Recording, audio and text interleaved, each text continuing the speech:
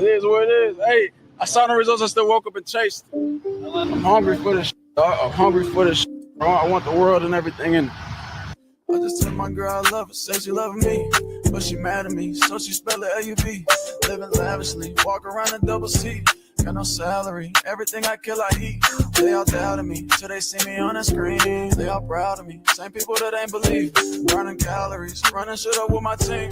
Say your majesty, know I'm living like a king. About 25 a day, that's just my daily schedule. Ain't about who doing better, cause we gon' win together. I hit another level, I had to apply the pressure. What's good, YouTube? What's good, Rumble? What's good? We're everywhere right now. Twitch, Kick, we on everything. How everybody doing today? You already know what it is. Feeling great, baby. It's a wonderful Monday. TGIM, baby. Thank God it's Monday. Cool. So you have your boy host Norris from Souls of Thought, where you can find me on everything Souls of Thought or Retired No Filter. We got our white girl at the top right up there. You know what I mean? She got her black hairdo today, y'all. I think she's gonna turn up today. Somebody turn up today. What's up, April? Got April from Soft Rain or Conversations with Soft Rain. How you doing, ma'am? I'm good. It's Monday. Okay, she's got his. What is it? Is it Slade? What? You Slade? Slade girl, Slade. Hair is no different than what it's ever been on this podcast. So don't y'all do that. She doing a third thizzle though. And we got your favorite uncle. Thank you. She doing a third thizzle. Uncle Plug TV. Already. Building. And we already got what's up, Alicia? Hey, Alicia said, turn up, April. Hey y'all. Hey, April. What's up, cutie? Hey, Jen. And everybody, y'all in here today. See, yeah. April got her hair done, and the ladies came in this thing. That's what I'm talking about. Ooh. Thank you, ladies, for coming. Let me need a backup with this foolishness sometimes. I hope everybody had a good week. We had a good weekend. Yesterday was our NFL draft for our fantasy team. We got Commissioner Plug down there at the bottom. Yes, sir. Your mama's favorite. Your mama's favorite. Yeah, it was. I mean, I feel like I got a good team, you know. Yes, sir. But it's a good league, man. Everybody said they got the one, bro. Everybody said, man, I got the one. Man. I got the one, bro. I was like, yeah, okay. We'll see. Week one right around the corner. No pressure. No pressure. Hey, no pressure. You know. Are you in any leagues, April? You doing any fantasy? No, I think if Classic's trying to get a league together. So I don't know if you pay attention to like that much football. Get that thing percolating, baby. Yeah. But you never know, you might win some money, man. Just for content purposes only. We ain't talking about gambling on here, but you might win something. But yeah, so just to give everybody a rundown today, I got to make sure I do better at that at the beginning of the shows. Let everybody know what we're going to be talking about today. As you can see on the thumbnail, we're talking about the appropriate steps. And everything you see tonight, we're going to discuss what are the appropriate steps. Is things being done right? Could things be done better? Is there a solution to these problems?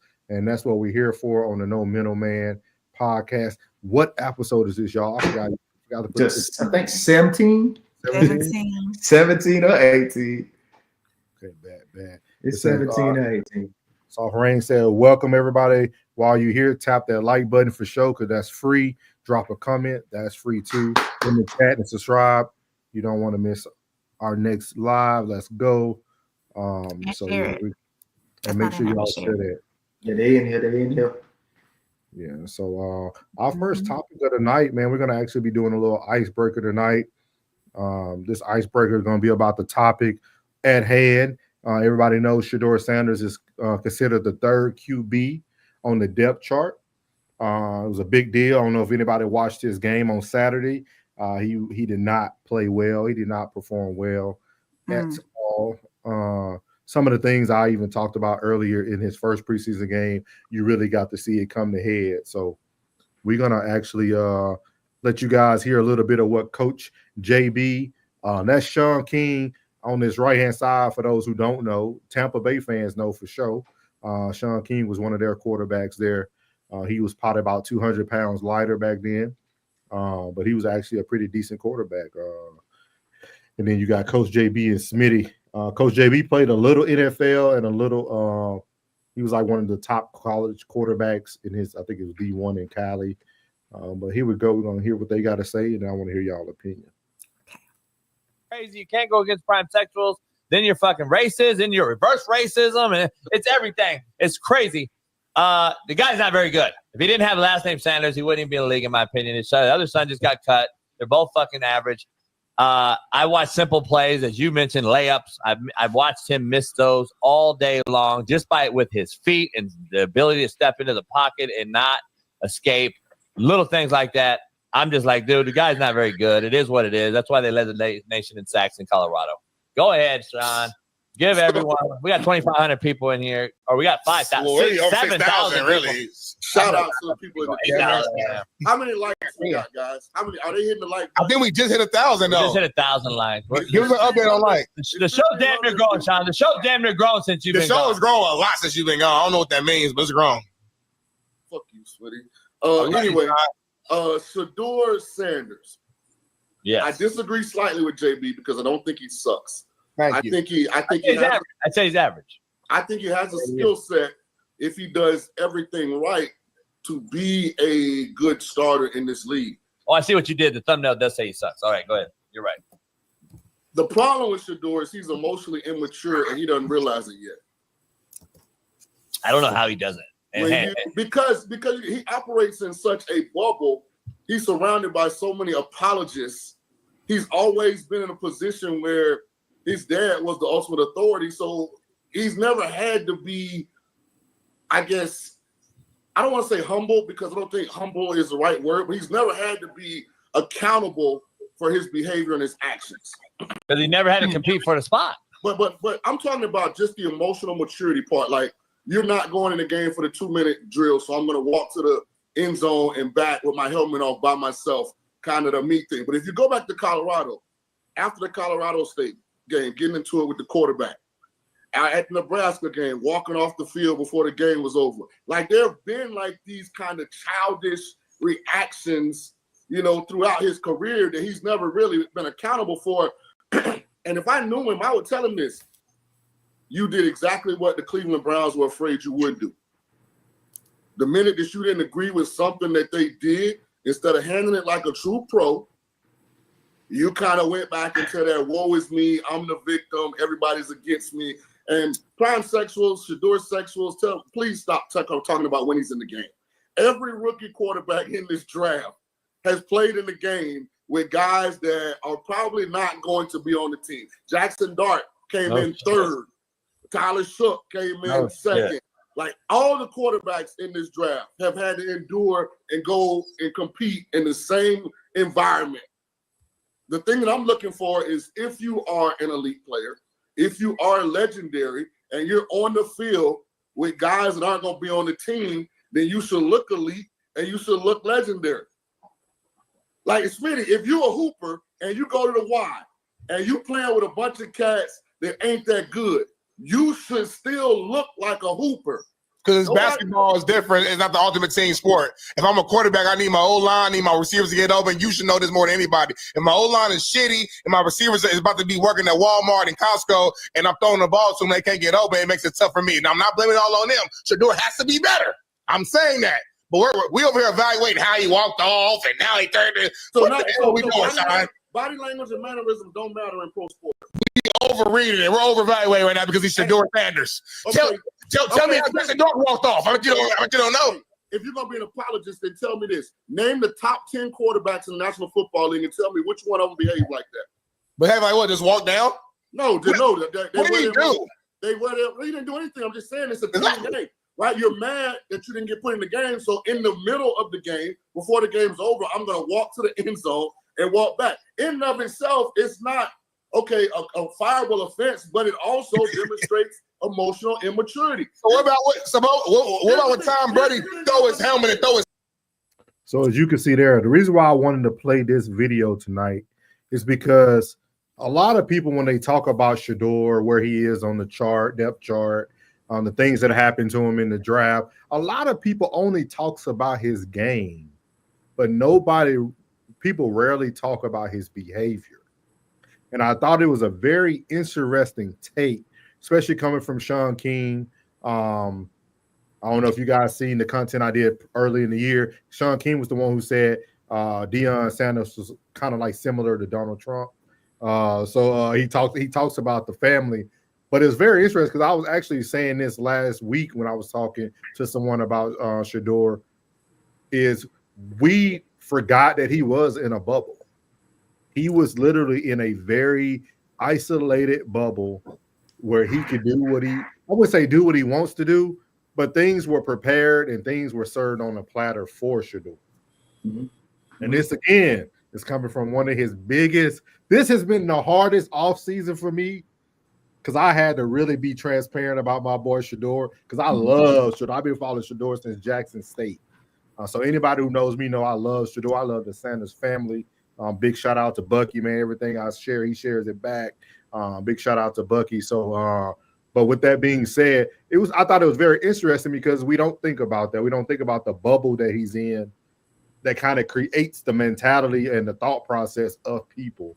And a great example, Oz, because they later on do talk about Johnny Manziel. But I want to get your guys' take, not just on his performance throughout the preseason, but do you guys think that Sean King was right about his emotional immaturity at the moment? Most definitely. He's definitely been acting like it's. I'm not gonna take none away from Deion. He's a great father. He did exactly what a father's supposed to do in the position that he was in for his children. This has nothing to do with Coach Prime. Nothing. This has nothing to do with the Sanders family. This has everything to do with Shedeur Sanders. He has moderate arm strength. His pocket presence is shaky. He doesn't know how to read the pocket, and he's not NFL material. Now, me and you, we talked about this before. I told you I'm not big on Buddy. Everybody was talking about that game. And when I went back and I seen it, that first game, he came out, he did his thing. This one, no. The emotional immaturity of walking down and just not being able to showcase who you are. Bro, look, at the end of the day, are you practicing too much? Are you injured? Or are you ready to play? I was confused. I didn't know what to think from the report. Well, whether is he gonna play, is he not gonna play? Are you that afraid that Dylan Gabriel going to get the job and you're not, or whatever the case may be?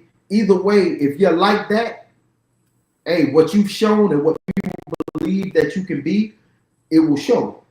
You know what I mean? Jackson Dart, he got a chance to show what he did. He went out there, he shined with it. He went out there and he shined with it. If I had to compare the two, Jackson won that. Dylan Gabriel is still up in the air. It's not even. When it comes to Cleveland, that's a whole shit show over there. Bottom line, that's a shit show. It's nothing. It's nothing to compare over there. It's gonna be Joe Flacco, and one of them two gonna be behind him. It just is what it is. Just get ready. It's just is what it is. Shedeur Sanders, to me, in my opinion, is not NFL material. He's just not, bro. The way he reads the pocket is real, it's real sketchy to me, bro. And I gotta also think about what conference you played in. Most people don't say that. But the conference you played in college, if you didn't dominate that conference, you kind of deserve to be in Cleveland. You know what I'm saying? Like that's the purgatory of the NFL. And really, you didn't dominate. You did very well for where the team was and where you and your father and your brother and the rest of your teammates brought the team to. But other than that, nah. What he said? Gerald said Dylan Gabriel is not even close to Shedeur Sanders' talent and Shedeur's leadership. Ray Charles and Stevie Wonder could clearly see that. That's fandom speaking. AG, you know I love you, baby. Hey, G, I love you, baby, but I'm telling you, with the fandom, I respect your fandom, but at the end of the day, look, bro, nah. At the end of the day, bro, everybody else that's on the not on the Shador side of things. I'm talking about speaking from the way the NFL and fandom. If he was on my team, I wouldn't play him. I don't see no difference between him and Kyle Trask. I don't see no difference. And Teddy will still be if he was trying out on our team. Stop, classic. Stop. If he was on my team right now, even though I can't stand Teddy Bridgewater for what he did, I'm gonna tell you, bro, I'm still gonna go, and I ain't playing. I'm still gonna go with Teddy Bridgewater over Shador. Straight up. I'm still gonna go over Shador. What are your thoughts, April, if you've been following any of this Shador fandom? I haven't really been following, but my initial thoughts with just hearing it tonight is, did he go through some kind of PR training, transitioning from college to NFL, the way he needs to act and carry himself, his character and whatnot? Yeah, he did. And the only reason I can speak on that because Well Off Media, when they recorded everything for YouTube, everybody went through the same training. As you notice, like Shiloh is a very good speaker. His brother speaks very well, very articulate. It's something that I'm not going to say over the airways. You can. You already know what it is. You know what it is. I'm going to do that. Baker Mayfield was trash as a Brown. Now he's a flat-out winner. Nah, he was not trash as a Brown, bro. This is no. I don't want to stay on this too long. I don't want to stay on this too long. But with that being said, we must make things clear because I talked about this on Classic Sports this morning. I think Sean King had a lot of validity in what he said. I think because I literally said it last week. I was like, man, I think we forget the bubble that he was in. Like, I watch a lot of I follow everything they do in the Sanders family. So, like, I watch Colorado practices. They can't even listen to music when they're working. Like, they allow so much freedom for Travis, Jimmy Horn, Shiloh, and Shador. They got a lot more freedoms than the kids do right now at Colorado. Mm-hmm. The standard now, to me, is higher now than it was when they were there for 2 years. Just watching it every day. With that being said, I feel that Shador, because I said this game one when I watched Shador play game one. If you go back to my YouTube live I told everybody, I said he had a good first half, but he did a lot of bad habits and did a lot of bad things that I noticed when he was at Colorado.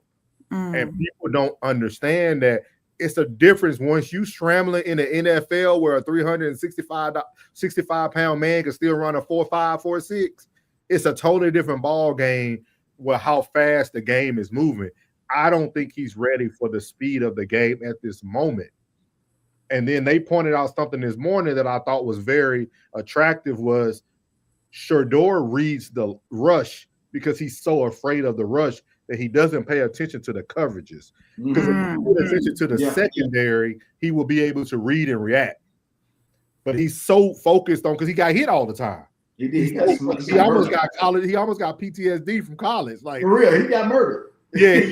So he's so cautious of what's happening in front of him that the first thing is escape. He's like flight or fight every time, fight or flight. And that's what he's doing. And that's not going to make a great quarterback in the NFL, bro. I'm sorry. With that being said, I think he's gonna be okay. Go ahead. I'm sorry. No, I think that the Go ahead. You good. Rock, paper, scissors. I think that they love him, dog. I think that they love him, dog. I think that the line love him. I think the team love him. And I think he in that last game, he failed to trust him. I believe that he failed to trust him. I think Stefanski was possibly wasn't on the Shador train. He wanted him to prove it. He wanted to see for himself instead of all the outside noise. He wanted to see what he wanted to see for himself. So I believe he probably got with the line, make sure y'all protect this man. Make sure y'all protect him. He still evaded the pocket, bro. He still evaded the pocket. And I was like, damn, bro. Like, I know you say you got PTSD, and I agree. I totally agree. But that's a bad attribute to have when you are an NFL quarterback. Because it was several times he was stepped up in that pocket, stepped up, and he didn't, bro. Yeah, I don't mind being like subjective and objective of like of his performance. With that being said, we still have to be honest, and we can't say that he's not NFL quarterback. He has the intangibles that you can really build from to make him a good quarterback. He just has to be in the right environment. And I think I always said I never thought Cleveland was the right environment for him. Not because it's Cleveland, but it's because he's not ready to play right now. Cleveland is always ready for the person to be ready to play right now. That's why look at Deshaun Watson. They wanted him. He played horrible. He had his scandal. Nothing never worked out. I feel like Cleveland is a place where you go to gamble. You're gambling on your career when you go to Cleveland. You know what I mean? Buy a home for the price of a VCR. Yeah, you might make a lot of money, but in the midst of making that money, it's a lot of things that happen. But let me read through these chats. We got a lot of them. He said you can't access any QB in Cleveland. We already kind of hit on that. He said Baker. Yeah, we hit on that. Baker was. You look at Baker's stats. Baker was a dog his first 2 years at Cleveland. Facts Classic. Free Shador. Laughing out loud. Class said Baker was ish in Cleveland. Go look at the stats. Gerald said, no, that's the problem. No PR and little class. He's a Sanders and trying to be like his pops. It effed up the generation of privilege. A little solid point there. Set Shador free. Get him out of there now. Yeah, Classic is tripping for sure. And this is coming from somebody. I'll put my bottom dollar on it. I don't think nobody has watched more Shador than me. No. I'll put that against anybody. But I have been watching. The first time Plug met me, I've been talking about them ever since. And I followed them when they was at Trinity and created their own football team in Texas. Like, I've been watching all this stuff. And I was watching. I watched more after our first interaction. I started watching more. So Yeah. next time you came back, you already seen that. Hey, man, we talked the game. I was like, Yeah. listen, I said, he all right now. He all right. He got a lot of weapons, but that's why I try to be transparent with my opinion. Like, it's hard, but like I see what people are saying. There is some truth to it. It ain't just everybody's against Shador type of thing.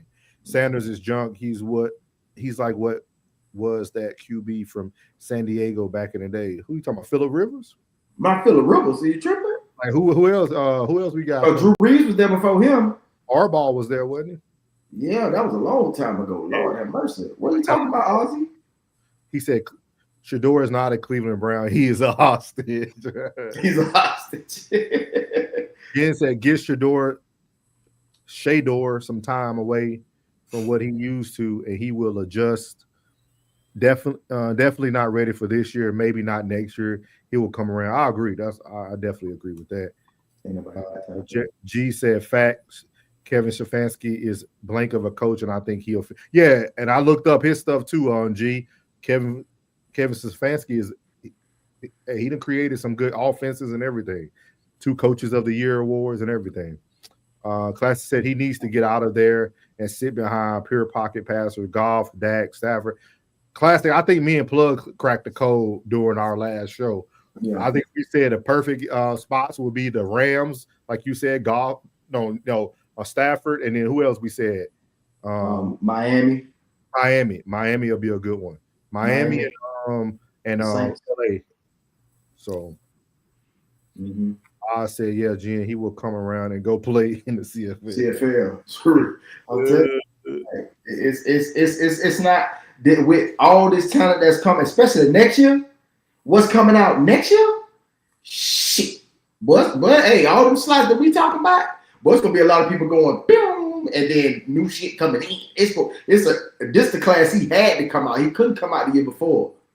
Now this year, this was his last chance. Because what's coming out next? I think if he would have came out last year though, they would have had more grace for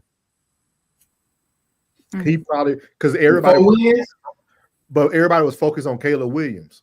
Everybody was focused on Caleb Williams throughout that whole. I think it would have allowed Shador to kind of go under the radar and go to a team and just be able to do what he need to do. Shador, from draft night on, it's been about Shador. Yeah. You ain't heard nobody talk about the number one pick of the league, Cam Newton. Cam Ward, yeah. Like, you ain't lying, bro. I can't lie about that. It's been a fiasco, bro. It is. It's been too much. He been on the other side that Dak Prescott be on. He said class that 4 of the 5 linemen from the Rams were cut. Mm-hmm. Oz, we will not go to the CFL. He will go another career. Yeah, he'll be a rapper before he goes to the CFL. Yeah, he'll be rich. He'll still be rich. Everybody on the field was third. That's another thing too, Plug. Yeah, everybody was third string. And then Jackson Dart threw for almost 300 yards with the third string offense. Yeah. I don't care about what string it is. Yeah. 3Gen called the unemployment line. Oz that he is not a Sanders fan. Gambling on your life and career. No real talk. in Cleveland Browns and Bears. Same thing people thought about Detroit years ago too, y'all. Yeah. Cleveland does not develop, not good from the beginning. You're unfortunately gone. Yeah, that's true. Yeah, it's gonna take a while. It'll take an exceptional talent and like the right picks and the right free agents to come over them just to change the whole landscape of the Cleveland Browns. It's too much. It's too many spaces in between. I remember when they got Myles Garrett and they got Denzel Ward. Like they had so many pieces, but it was just so spread out. It just wasn't enough, bro. Yeah. It's like all the teeth are straight, but they spaced out. It's just you know what I'm saying? It's like, they need that retainer to make everything on. You feel that Invisalign. They need an Invisalign in Cleveland. Hey, that's kind of true. I remember they got Jarvis Landry, Odell Beckham. Njoku. Njoku was a Nick Chubb, Jerome Ford. They had all these fucking pieces, but nothing. They had Freddie Kitchens.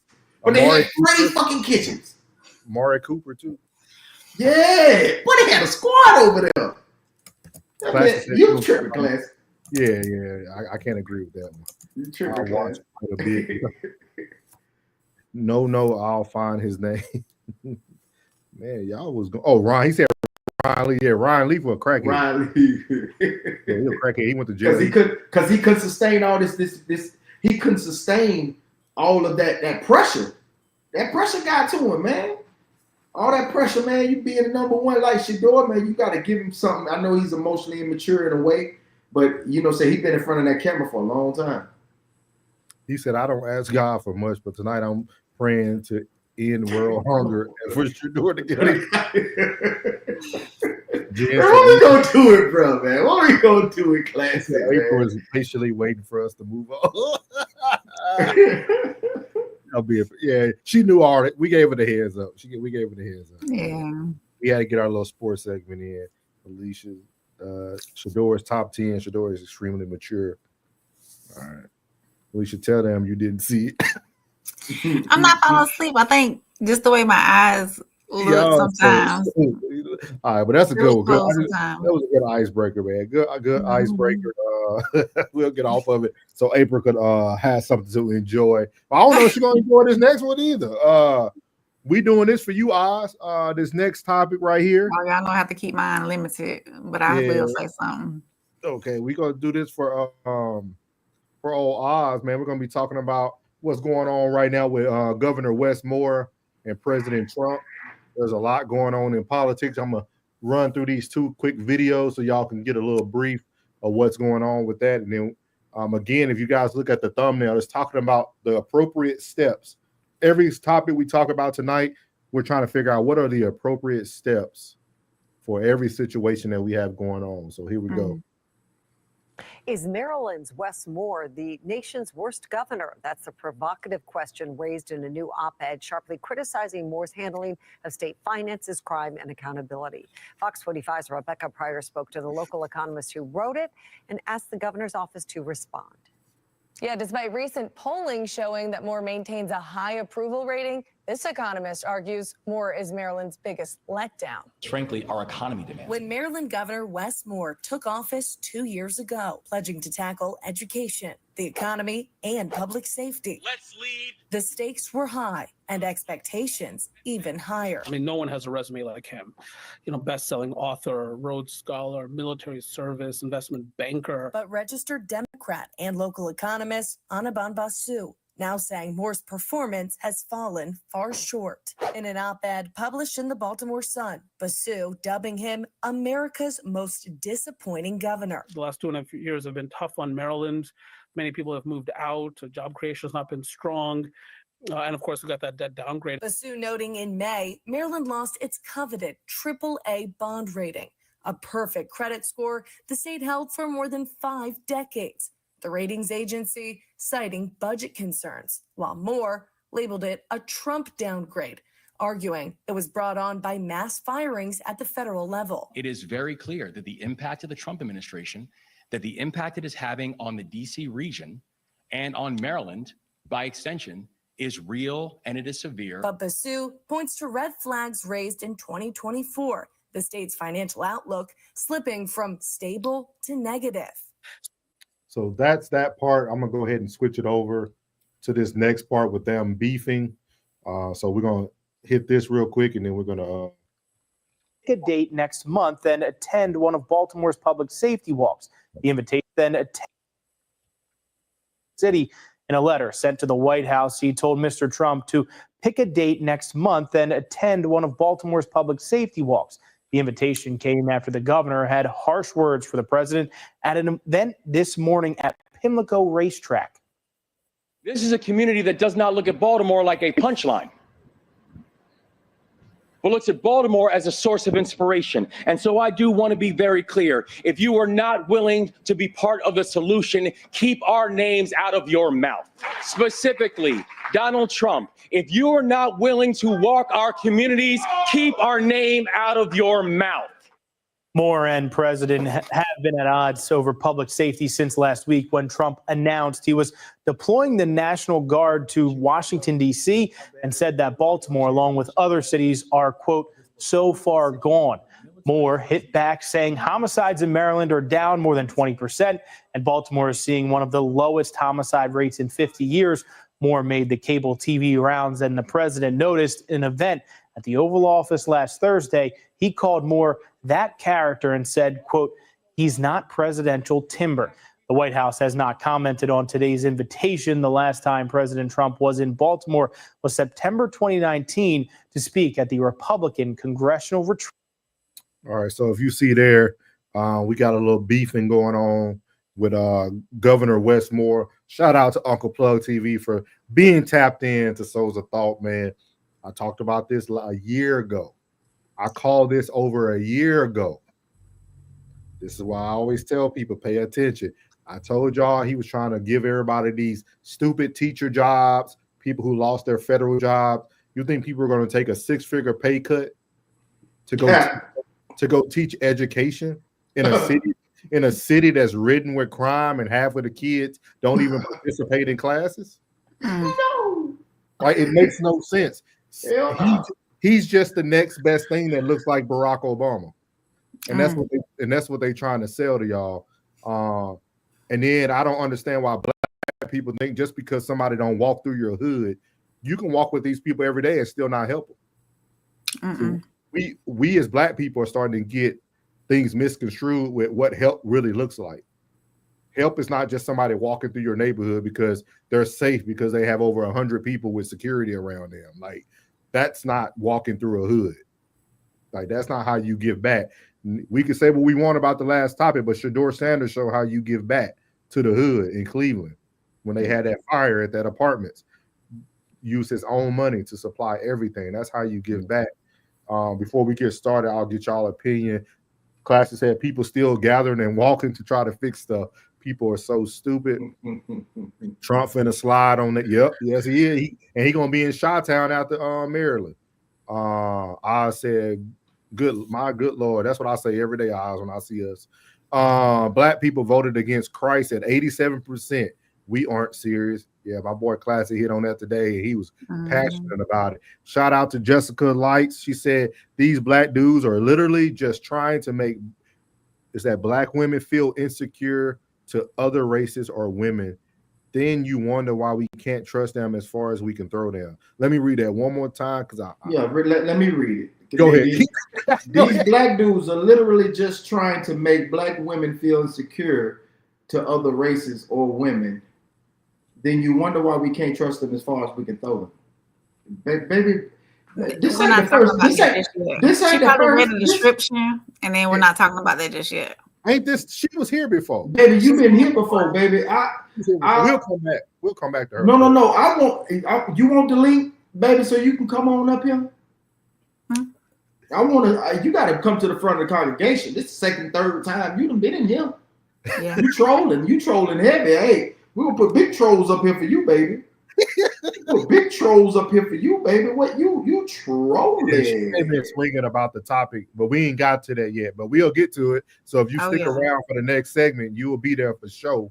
Big trolling.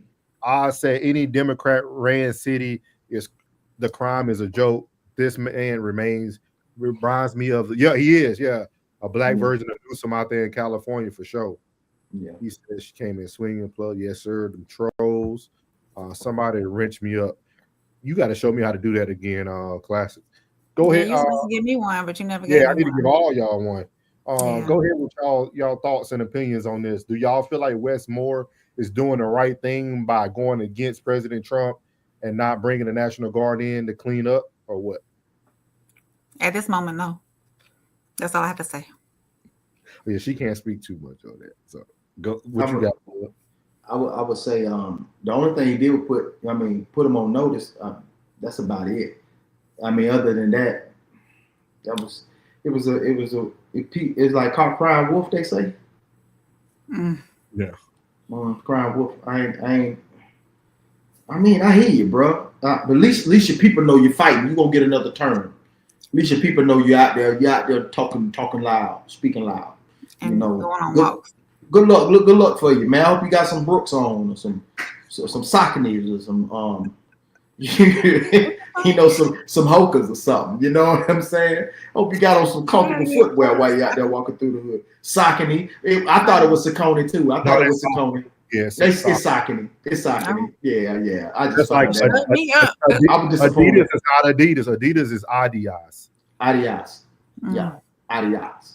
We pronounce all these shoes incorrectly in America. Yeah. All day I dream about sex. Nike. Niggas in the kitchen eating. Go ahead. He's so stupid. He was stupid. What he said? Class said, "I can't take black politicians serious.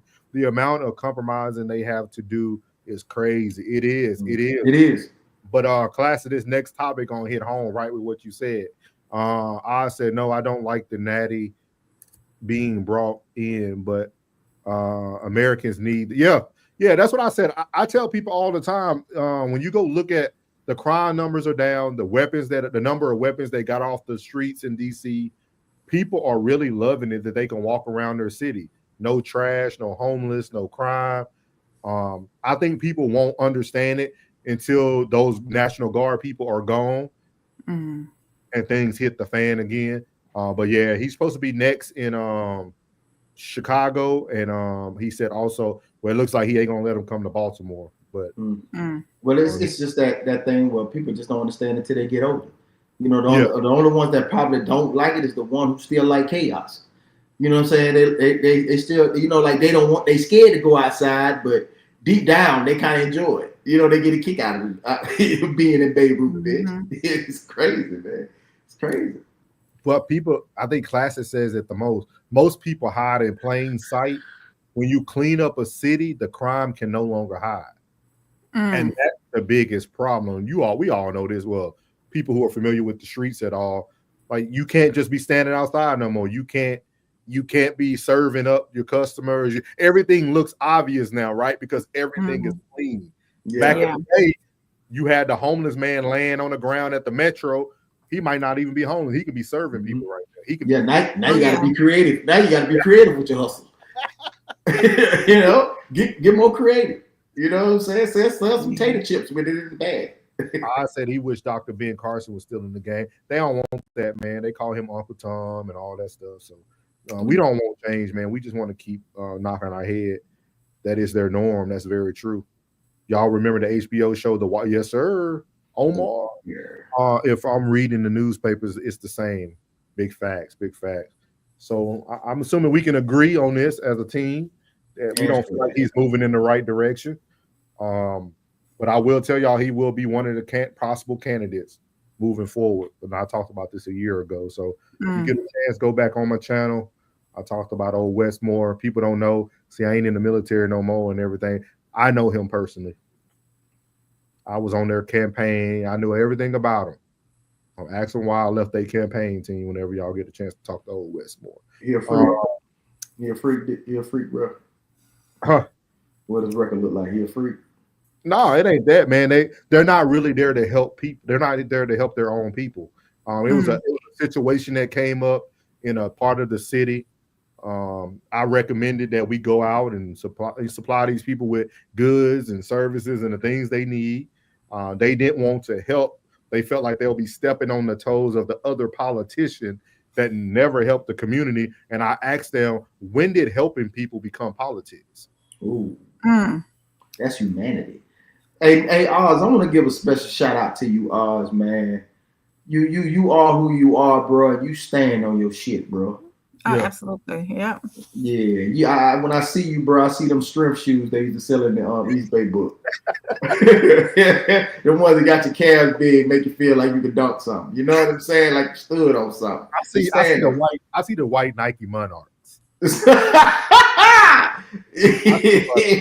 see Monarchs. And the calf link socks. Yeah, I see that. I like that you stand on your business. You stand on what you believe in, but straight like that. Throw another G on there, man. I earned that. All right. So we unanimously agree on that. We're going to get into some hot topics now for sure, though, and see what the appropriate steps is. I don't know if you guys watched Jubilee. Any of y'all watched Jubilee on YouTube when they did the one? It was like Amanda Sears. Yeah, it was the 20 conservative versus Amanda Seals. Very good. Every one of them were good. Like every person that came up did a very good job articulating themselves. But my question for the appropriate steps is, when will we acknowledge the truth? Let me play this clip for y'all, and I really want to hear you guys' feedback on this for sure.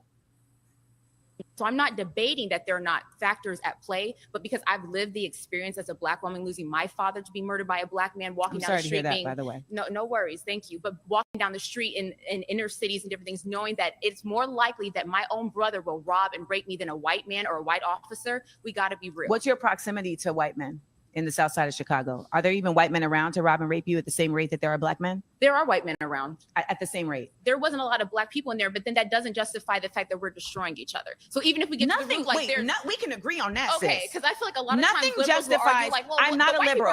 I'm not a liberal. Okay, well, I will say that people that sometimes have your stance that are against conservatives, maybe they have this claim that they're making it up. They're making up the numbers. We know that we do that to each other. So I want to get to the root of the issue. Why are we killing each other? I think the root of the issue is we've lost our values and we've lost our resilience as Black people. We sit there and we talk about what the white man did and we talk about slavery and everything like that, but we have no self-accountability and say, you know what, at the end of the day, that is my Black grandmother, that is my Black sister, you are my Black sister, and you know that a Black man is more likely to rob you or commit some type of crime against you, and that's what we need to get down to the issue of. And like you were talking about earlier, like, hey, well, what's going on? You know, what do you think the answer is to one of the brothers that were speaking? I think it's the breakdown of the family. So I'm not debating. So as you guys see there, she did a very good job. They actually had a very good dialogue. If you guys get an opportunity to go watch all the people talk with her, but I want you guys to ask. I want you guys to answer this question: When will we acknowledge the truth, especially concerning the Black community and Black on Black crime? And I want to bring this up and see if you guys noticed it. Did you guys notice how she tried to create statistics to devalue her experience? Yeah, I saw that. The first thing she said is, what's your proximity of white people? You apologize for the death that her family occurred by another Black person, but right after that sentence, you wanted to use statistics to justify the things that we do it's crazy. So what are your guys' thoughts on when will we acknowledge the truth and that we play a huge role in what's going on? Floor is yours. I yield the floor. Go ahead, Plug. No, I yield the floor, sweetie. I don't know how much. Well, you can speak on it because you do have someone who's going to experience a lot of this as they get older. We just have to start taking accountability with ourselves first before we can acknowledge the truth. Once we start taking accountability about family structure and what's being taught to the younger generations and whatnot, then they'll start seeing the truth and being able to acknowledge the truth. What you got there, Dr. Plug? We need some self-reflection. The accountability. I'm so sick of having the accountability conversation, bro. Like, I can't lie that these situations create these kind of situations. Being that they were you was raised in this situation, but that's not the same number for the ones who actually lead the situation and make better for themselves. Yeah. You know what I mean? Like if you want to stay there, I know cats that ain't never left the city. Their idea of leaving or going on a vacation is going to Orlando. Mm-hmm. Even though it's the #1 vacation destination in the world, but it's 30 minutes up the street. And that's their vacation. They small minds, but exposure leads to expansion. That's my boy Fred Taylor. Fred said it all the time. Uncle Fred say, exposure leads to expansion. And you got to be exposed to something. I mean, there's got to be something that can be implemented to change the young minds, to catch these young minds early. I say, no one agrees with me, but I went into the military in 1998. And that exposure led to expansion. Yeah, it led to expansion. So, I went in at a time where when guys got in trouble in the streets, instead of giving them jail right off top, they offered them the military. They gave them another option. And a lot of these guys that stayed and became lifers that did 10, 15, 20 years came from the streets. That discipline and having father figures and uncles and brothers and nephews up under them made them a better individual. I say we got to implement something of some structure to thwart the minds of these young cats, man, that's doing these crimes that's on the streets. Because a lot of these cats, that's all they know. And it's sad that that's the excuse of saying, that's all I know, dog. I only know the streets, bro. You know what I'm saying? I've been out here all my life. My dad was out here. That's sad, my nigga. That's sad that he ain't want better for a child. Selective service? I think that should be an option. I think that all right, just before they implemented the NIL situation, I was saying give them grants or give them like trust. Like your freshman year, you get a certain amount. Your second year, your sophomore year, you get another amount. And if you happen to get drafted in your junior senior year, that money goes back into the trust for the next legion of players that's coming up. But if you don't, you get to leave with this money and start a new life. It's bigger than just having a free education when you're out here doing all you're doing out here and making this institution all this money. So I would just say that if by 10th grade you have these assessment tests outside of the ACT and the SAT, you're giving the breakdown of the family is you really can't give the breakdown of the family in this. It's just it is what it is. It is what it is. It's about helping, regardless of the situation. If there's a black mother or a black father in the house, you know what I'm saying? It's still, you have to give some sort of setting of, if by 10th grade you give them assessment, they don't know what they want to do. If they don't know if they want to pursue college, if they don't want to pursue a trade, then 11th grade, you want to see if they can, you don't want to pursue college or pursue a trade. If they don't know, by senior year, be like, these are your two options. These are your two options. Since you don't know what you want to do, I'm not going to release you out here. Because this is an institution as well, which is the school is an institution as well, which is the military is an institution as well. And you don't want to go the other direction and go in the streets or go to prison or jail, whatever the case may be, then give them that option to go to the military. Oh, I want to go to the military, but you ain't got no option because you don't know what you want to do. So figure it out. You got your senior year to figure it out. And if they had truancy, they can go get them in the streets when they skip school. They got truancy to go get them and send their ass to the military. Do something. Something has to be implemented to bring these numbers down to keep these young men out of the streets and committing these crimes. Yeah. Because it's crazy as hell when it's white on black, everybody marching. But don't nobody say nothing about that black on black. And that's hell, bro. It's hell. It's hell to see those numbers. It's hell. And I ain't like the gaslight what she did. I ain't like that gaslight. Yeah, so Thomas Sowell said this quote. He said, "It's hard to imagine a more stupid or more dangerous way of making decisions than by putting those decisions in the hands of people who pay no price for being wrong." And that to me sums up the black community. And y'all give me some time to land, because I'm going to answer this young lady, Miss Jessica in Light.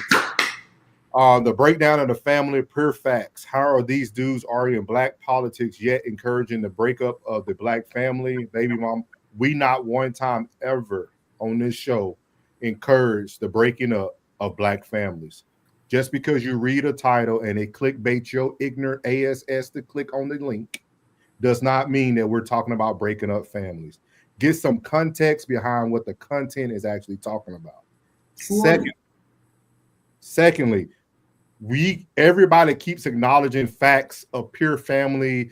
We understand the breakdown of the black family, but how long is that going to be an excuse for you to still be here pandering to these broken families? A broken family doesn't mean that you go out there and kill another black person that's supposed to look like you. These excuses that y'all give for black society does not make sense. If you want to have a black family, great on you. I encourage that. I have a very intelligent 21-year-old black woman that I call a daughter that calls me dad. So I don't understand what the issue is. We never want to break up black families, but we have to talk about the elephant in the room, that we have so many ignorant black people, like yourself included, that continues to want to bring up facts, just like Amanda Seals did, but you're not providing any solutions. The greatest thing you could have did in this chat is provide a solution, but you wanted to provide gaslighting.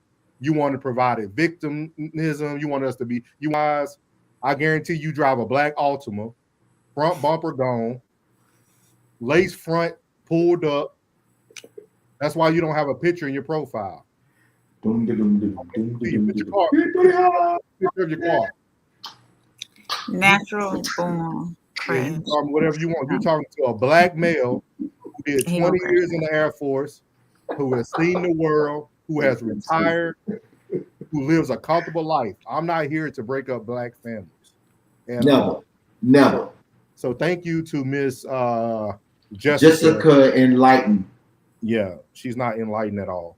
Come on up here. I want to see you. Come on to the front of the congregation. She can't. Come on. Her lights are off right now. She's fighting a good fight. Let's see here. Let's see. What we're gonna start with these comments. I said, where eyes? Yeah, I said he said, I appreciate that I can express my opinion without being called a racist or that N-word. We can't say that on here on YouTube. We having a conversation. I said before, I always trying to see how we can become a better America. Most important, your voice is always heard up here, man. We don't judge. We might disagree at times, but that don't mean anything. We can disagree and have the same mission, the same vision. Classico said, we are cooked. We need to prioritize the newborn babies in the world. Solve these problems. We need a full generation of black Americans who will attend private school. The indoctrination is too strong. It's strong because you have broken black women like Jessica. Damn. That broken black lady that keeps gaslighting. Jessica is the one who's breaking this. She's indoctrinated already. And I guarantee her excuse is going to be she can't afford private school for her kids. Next, Oz out of we already talked. Did you tell them what branch you was with? With that. Uncle Sam ain't released me yet, and yes, my retarded ass signed up. That's an acronym. Uncle Sam ain't released me yet. The U.S. Army. Oh yeah, it is. Uncle Sam ain't released me yet. Classic said stricter laws have proven to reduce crime rates. He said, "My man, old school," and spelled out the cuss word. I can't do it. That boy Norris. Now, I ain't cutting up, man. This is what's going on. Yeah. Oh yeah, we got yeah. It ain't even smoke, man. These people don't want to hear the truth. It's so easy to continue to live in a victim mindset. It's the easiest way to justify being poor, being broke, being ratchet, having no bumper on the front of your Altima. You saying that you're a nurse when you really a CNA. Like that's what they do. That's literally what they do. Yeah. You work at a dialysis center, you're the janitor. You ain't work nowhere at dialysis. The phone. Said he's going to say that it ain't a crash out. I'm calm. I'm glad. Hey, it's not a crash out. Facts are not a crash out. Hey, classic. I was about to say, get up. I don't know what the solution is really. We know what the solution is. Oz, we the problem. We just don't want to accept that we're the problem. Classic said he was on the ledge, but I think he jumped. Yeah, everything about Jessica tonight. Yeah. Every negative thing we talk about gonna be about Jessica. Damn. Question, Classic. Would you agree we need to defund public education?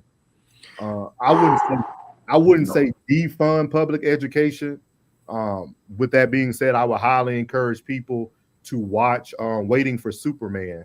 I'm a person who always going to give you things to watch and read because it makes you understand things a little bit better. Because there are some families who understand that their children are in low privilege environments and they're trying to really fight for their kids to get a higher education, and it works. So Waiting for Superman is the name of the documentary, and it talks about New York kids trying to win lotteries and get into these private schools and things of that nature. Classic said, Oz, we need to change the curriculum before we talk about the money. Why getting funded for the BS they need to be teaching? Yeah. Mason Stone 1. I don't know if you're a bot or not because I'm not over at Kick. He said, what's up? How can I join y'all's convo? You could join right there in the chat. If you're real, let us know what you got to say about the topic so far. Oz said, but do y'all agree that taking it back to the state and get the Fed out of it? Yeah, if you take it back to the states, though, Oz, that's just going to be another excuse for black people to say that white folks have the advantage and they're going to fund their own school. We have to find a solution where black people can't complain about the solution. Oh, Mason say he a face-to-face person. Oh, okay. Well, God bless you, Mason. Maybe we'll cross paths one day. Let Mason on. Spice it up. We're not fooling with you today, Classic. But the curriculum can change, but it's still up to the parents to want to do better for their kids, man. You got to go harder, man. You got to go harder. Oh, we got to get you out of here. I need a wrench for real. Uncle Plug, Clouds, he called you to it. No. We can't do this. We can't do this. Hold on 1 second. I just like to enjoy myself, Mason. Kingpin. What's up, Norris? I think these are bots, though. I say, chill out, shorty. Let me drop a follow. Do that then, Kingpins. Oh man, we don't know. I think these people are bots. You think they bots, bro? Yeah, I'm trying to pull it up now. See, yeah. You know what I'm about to do though? What's that, brother? Remove Kit. He said, I ain't no bot. He put him down, I ain't no bot. Oh, you ain't no bot, Kingpin. He said, Shawty on the right looking fine. She got her hair laid dyed to the side. Yeah, with the part game. Where you from, Kingpin? Where you from? Welcome to the chat. Where you from, bro? You never know who bots or not now. Kingpins. I'm assuming you both. He said, what's your MOS plug? He said, I was a Yankee, bro. You from Dallas? Yeah. What part of that? What part of Dallas? You from West Dallas, East Dallas, South Dallas, North Dallas? What part of Dallas you from? You from Forney? You so stupid. Where you from, brother? While we waiting on that, you got anything, April? No, I said my piece South on Dallas, man. He put that E on there. The best part. Kingpin, you know Jessica? Y'all laughing. You gotta be careful with these people. Some people can't take. Some people can gaslight, but can't take it now. So cool. So y'all don't have anything else on this topic? Yeah, we can get it moving. He said, hell yeah, I know Jessica.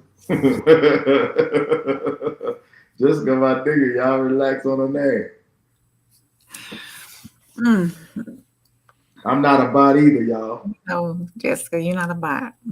Okay. You just came up here misinformed, sweet thing. You said that we was talking about baby mamas and baby black women and black men. We ain't on that type of time. We ain't trying to bring down our people. We just try to bring. That's you on kick, Club. That's your kick.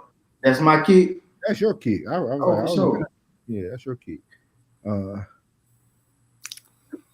Well, thank you, Oz. Tonight's just one of them nights. Kingpin said, nah, I don't know this. Kingpin said, nah, I don't know this. Black Israelites will rise. Appreciate it. Classic with the super chat for the night, man. Thank you, Classic. Off the strength. He said it with an F. Strength. Baby mamas, man. Black Israelites were raised with. Oh, okay. Will rise with Trump. Yeah. Black Israelite. That's a very unique topic, man. We'll probably hit on that one day. The Israelites a lot of movements. Might have to bring Freezy up here. Yeah. Because I don't like to speak on stuff that I'm not really that knowledgeable, but I know they do. They do speak a lot. So yeah, I got a homie named Ed. He a Black Israelite.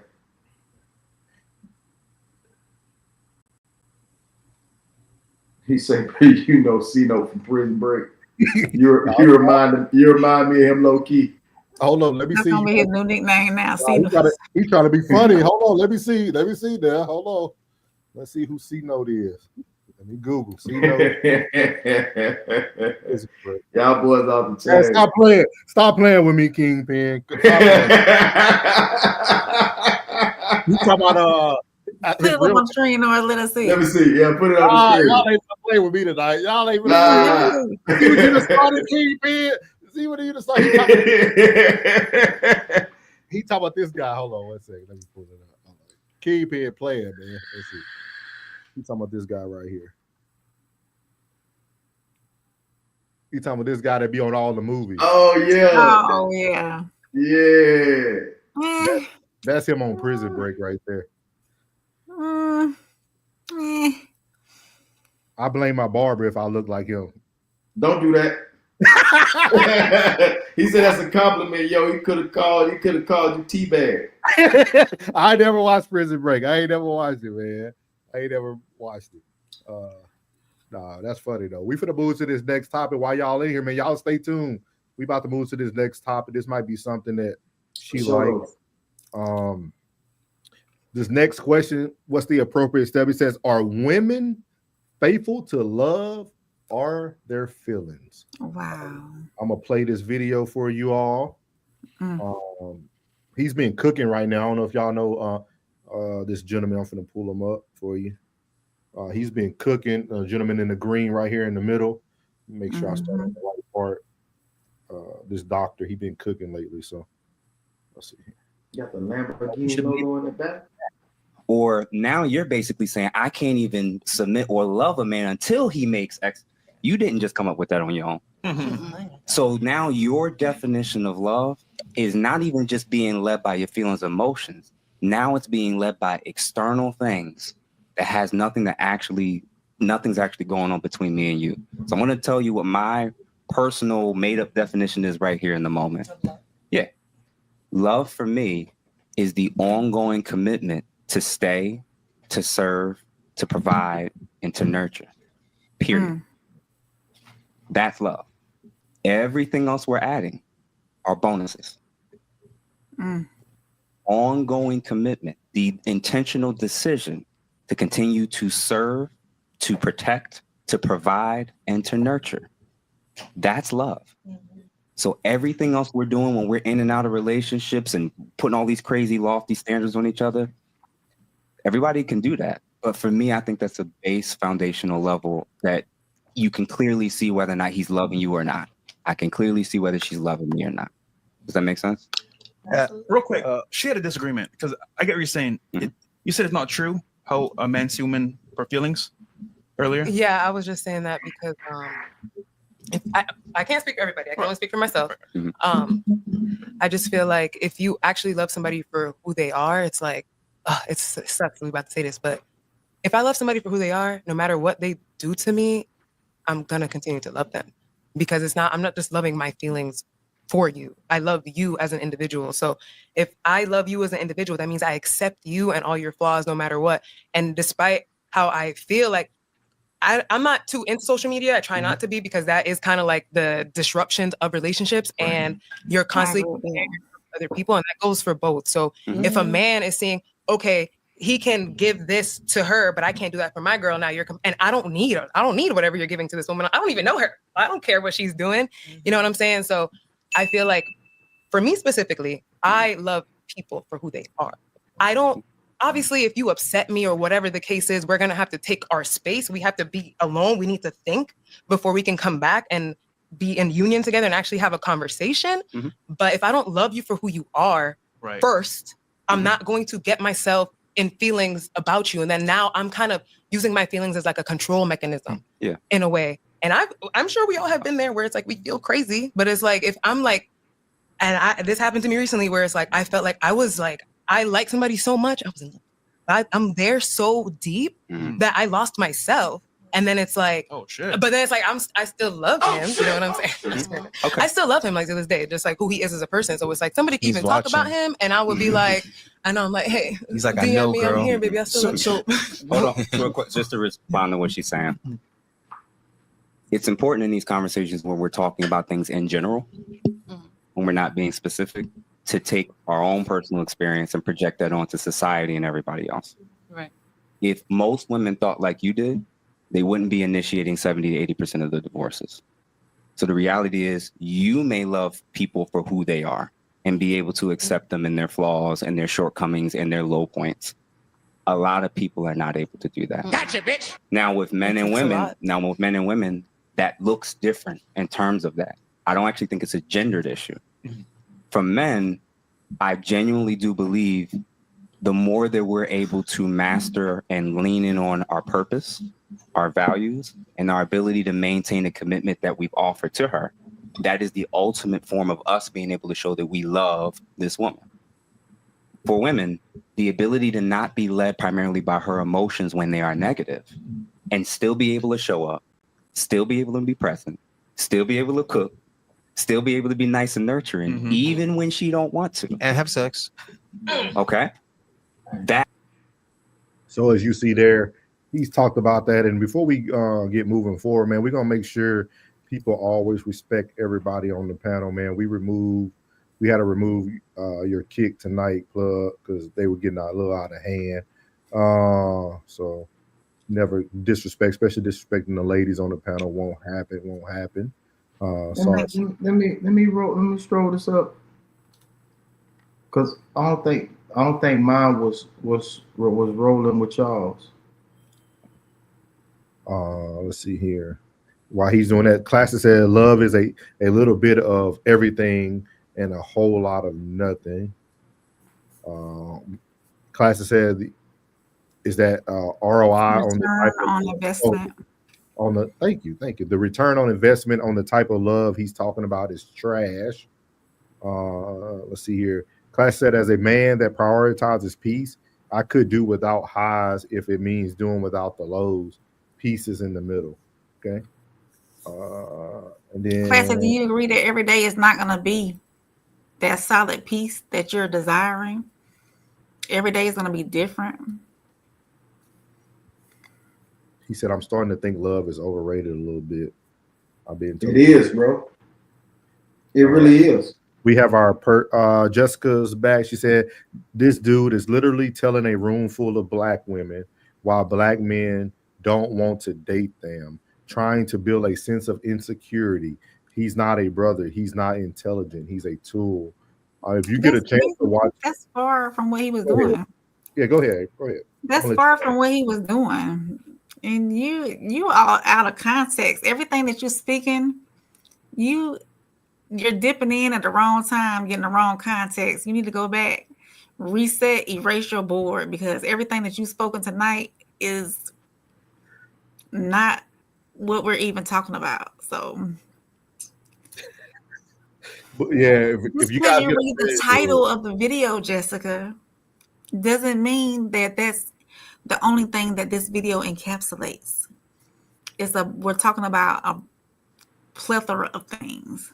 Yeah, they just titled that. That's called clickbait, Jessica. So they're clicking, they're clickbaiting so people could click onto it. They probably talked the first 5 minutes about black men dating white women, and the rest of it was all about relationships, like about the different genders and how they think. But if you get a chance, it's on Fresh and Fit and also on Axe Brother, or what is his name? Classic, the dude's name. But yeah, I would definitely say watch it. But what do you guys think? Do you guys feel women are faithful to love or their feelings? Let's start with you, April. Ooh, that's that AT&T? Nah, hold on. She back. I told you. I'm telling you. I got you. I'm glad y'all know. I got you. I got you. See, I brought her back, bro. As soon as this contract is up. But no, women are emotional creatures, and sometimes we lead our days with emotions.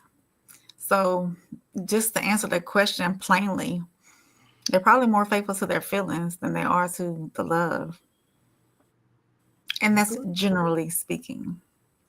Give a damn about your love.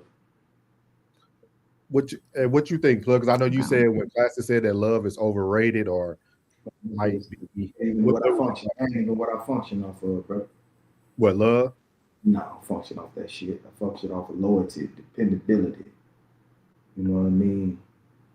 Being trustworthy. I don't function off of love. I don't function off of that shit. So do y'all believe in romance? So yes. Before you ask that, Plug, you function off the elements of love. Yeah, everything that comes underneath the definition. Everything that comes beneath the definition.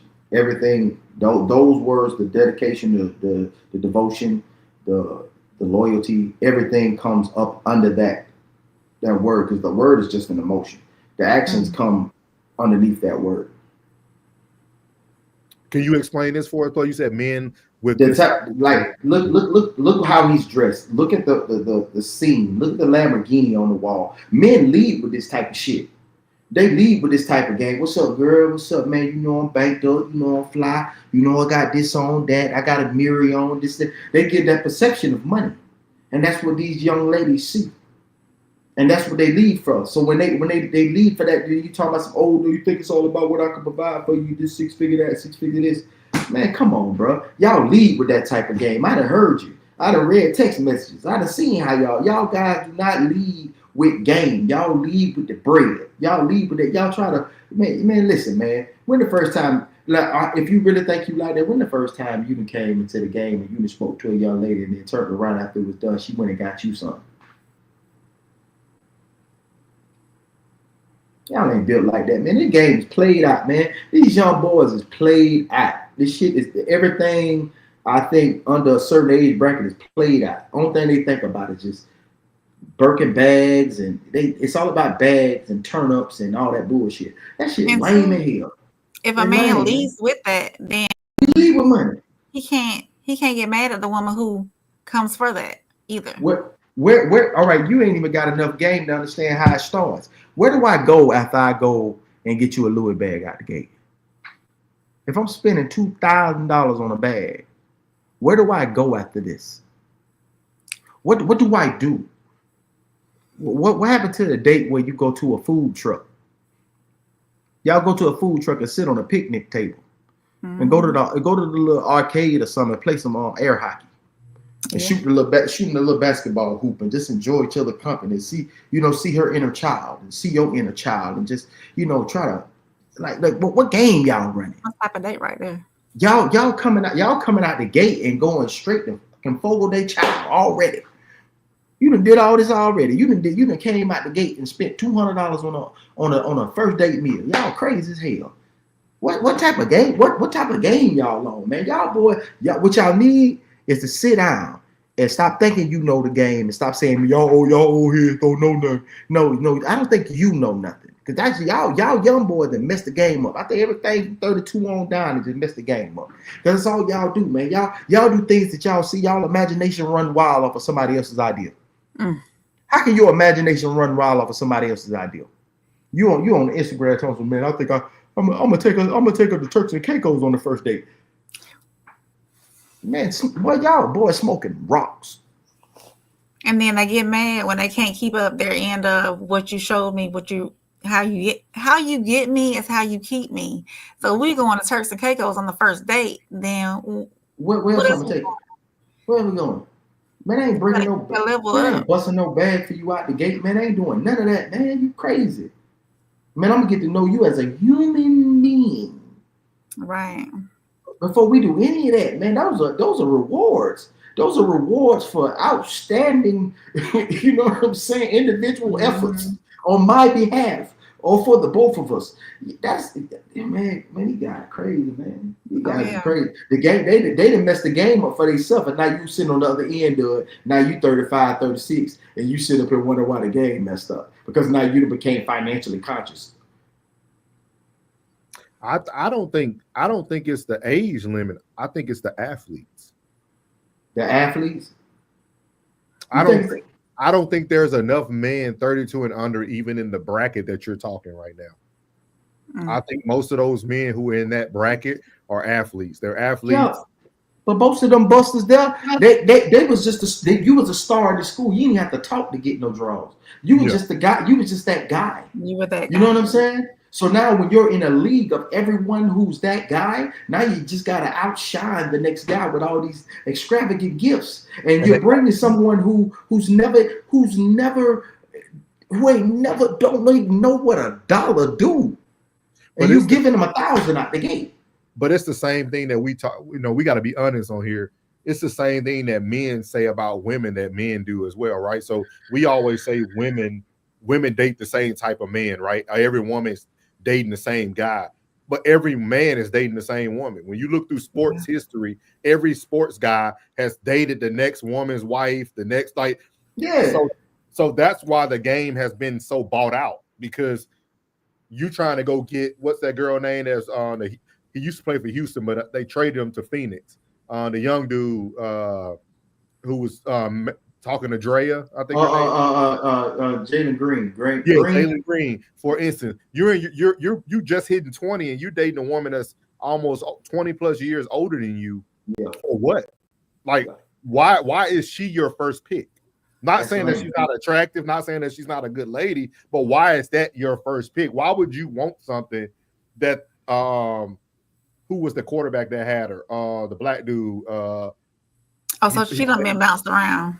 Yeah, he played backup for a lot of football teams. Man, he was at Buffalo. He was at. Now, is he wrong or she wrong? I say she wrong. She wrong, and she the one bounced what happened to the women back in the day? Because I used to be at them, bro. When I was 18, 19. When I was 18, 19. Oh, go ahead, bro. I'm sorry.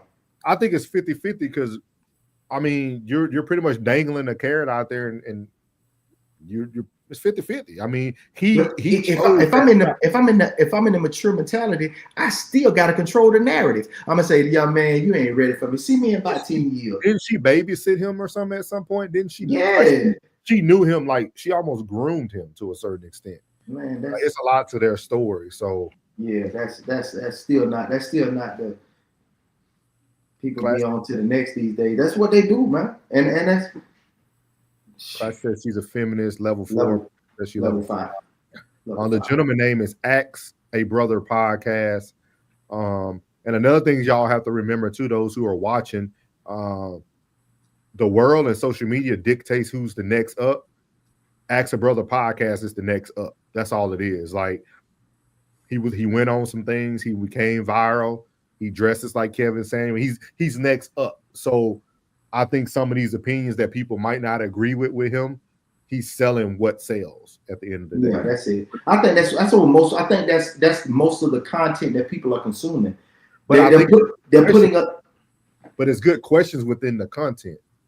That's what I like about it. Like he can be completely off, but I think the questions that he has are actually good questions when you have to take an opportunity to sit down and like discuss those questions. When you have the right people within that discussion, because if you know for a fact that you got the audience attention, you need to bring in the right audience. Because at the end of the day, if you're feeding this, let that panel be the audience. Bring real people in and let those people be the audience so they can hear something real. They can hear something genuine. They can hear from someone who has been married and divorced and have kids and even had a man that was successful and fumbled and understood that they fumbled, but they were okay and still wanted to still pursue their side of life and wasn't bitter, still allowed them to be, the person that they was and let them move on. And at the end of the day, not sour, not bitter. It just is what it is. It's like stop bringing these artificial bitches to the front of the congregation who is going to just leave and say, oh, you just a hater. And that content is just being flooded out here, man. Come to our platform where you get some real shit, some real spiel, because this stuff right here, the questions are phenomenal. But the ones who's on the panel that answers the question, they're never going to see it that way. They're going to wait till they get 30 plus and 40 plus, and they're going to be without a mate. And notice that the body count gonna be high. It's like, man, no, man. It's too crazy, man. It's too crazy out here, man. Let me catch up on these chats. We got a bunch of them. Classic said women are emotionally fickle. And April, I'll let you respond to all of Classic's chats in just a second. Women are emotionally fickle. That's why dealing with them in a serious capacity instantly creates volatility for the man. Classic said women really are some can't live with them, can't live without them type of creatures. Pros to cons is a darn near even. I'm gonna have to start letting read some of these with the cussing words. Agree, Classic. I said he'll be back. We'll catch him up. Jen said, shoot, bring me to the Bria Taco and the quesadilla truck. Right. We eat in the car. Yeah. Classic said the best way to find some real deal connection is to throw looks out the window completely and just look for a good person. We would definitely get back to that one. Right. Taking me to Dave and Buster. What's up, Alicia? Take me to Dave and Buster so I can make these baskets on you. Yeah, and talk some shit. And talk some shit on our first date. Like, nah, and what? She agreed with Jen. Jen said, looks and money are equal. Both only last so long. Right. Character and morals are deep. Jessica has something for Oz. Oz, I'm going off the video he referenced and the title of the video. Hi, Mom. You're right. We understand what you're saying, but the context was totally different than the title of the video. Maybe he mean to write what you wrote. Classic said, everybody on Rumble hit that like button. Appreciate that, Classic.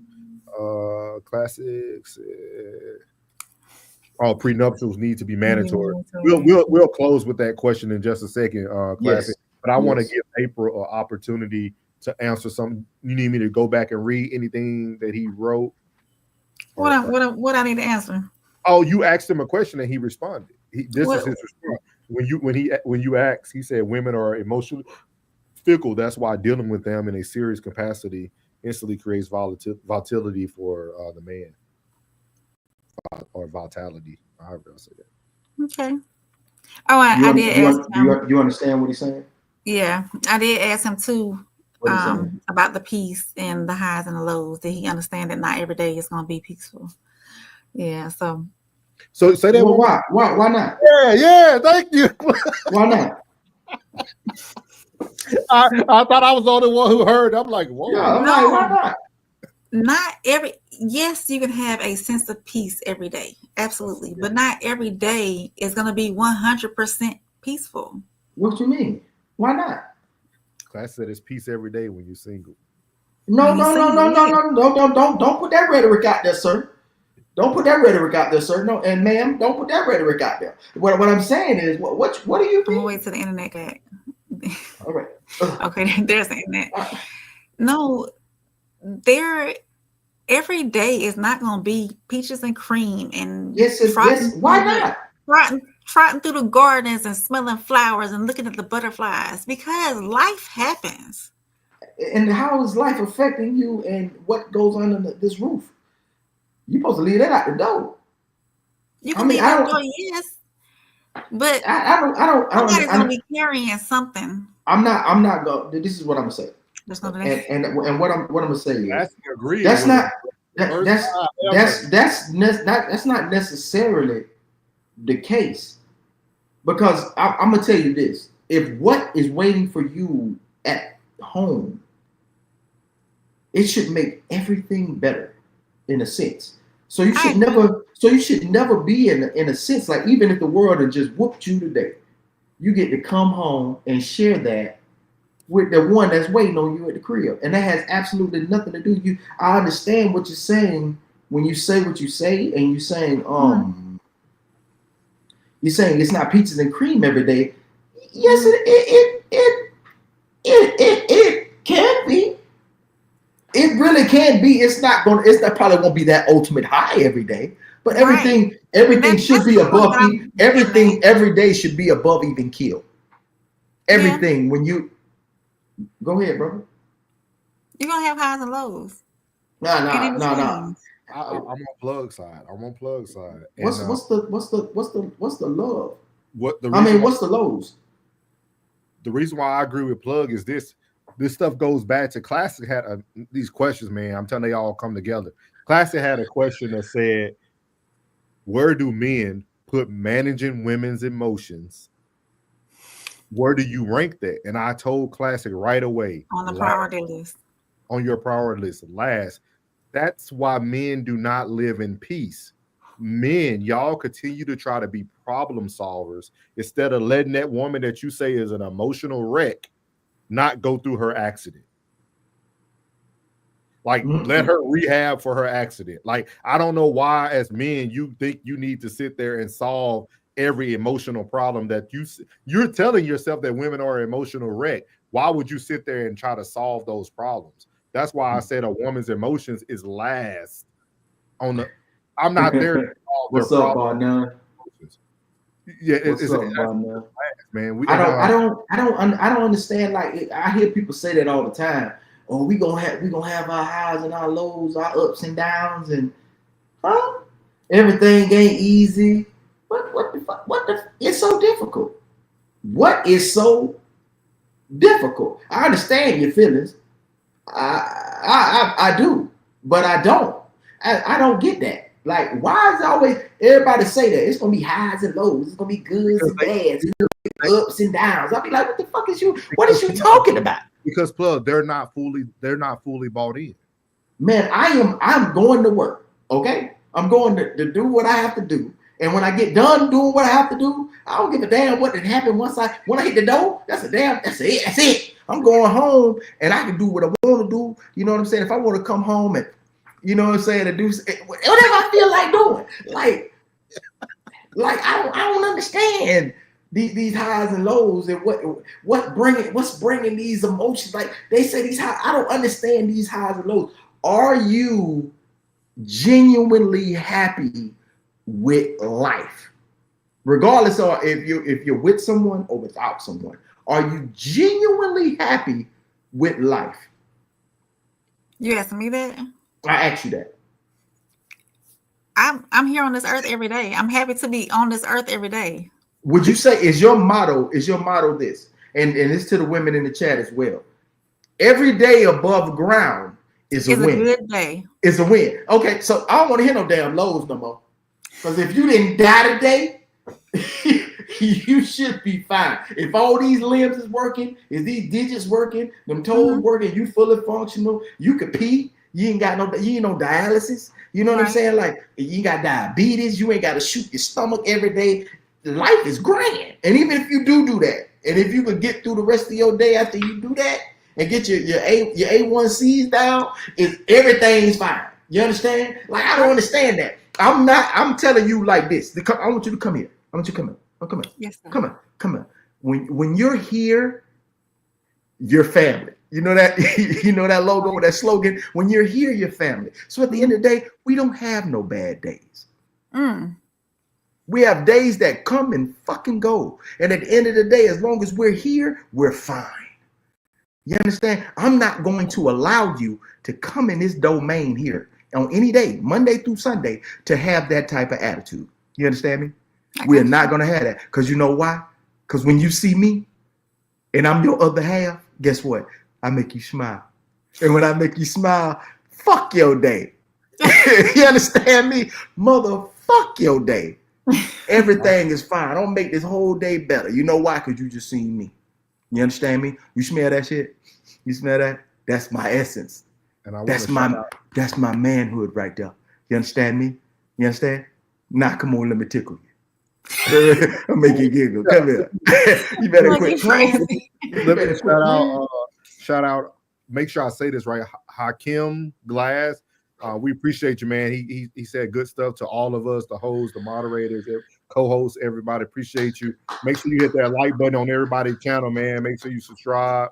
Hopefully we can catch you on more times. So yes, sir. Classic said these chicks eat flaming hot Cheetos.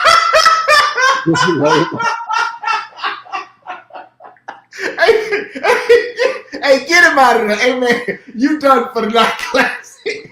Classic, you I have never digested. I never heard about his name. flaming hot Shout out to Jabari. Jabari Lewis said their feelings. What's up, boy? None. What's up, boy? None, baby. What's happening? 863, baby. What going on, my guy?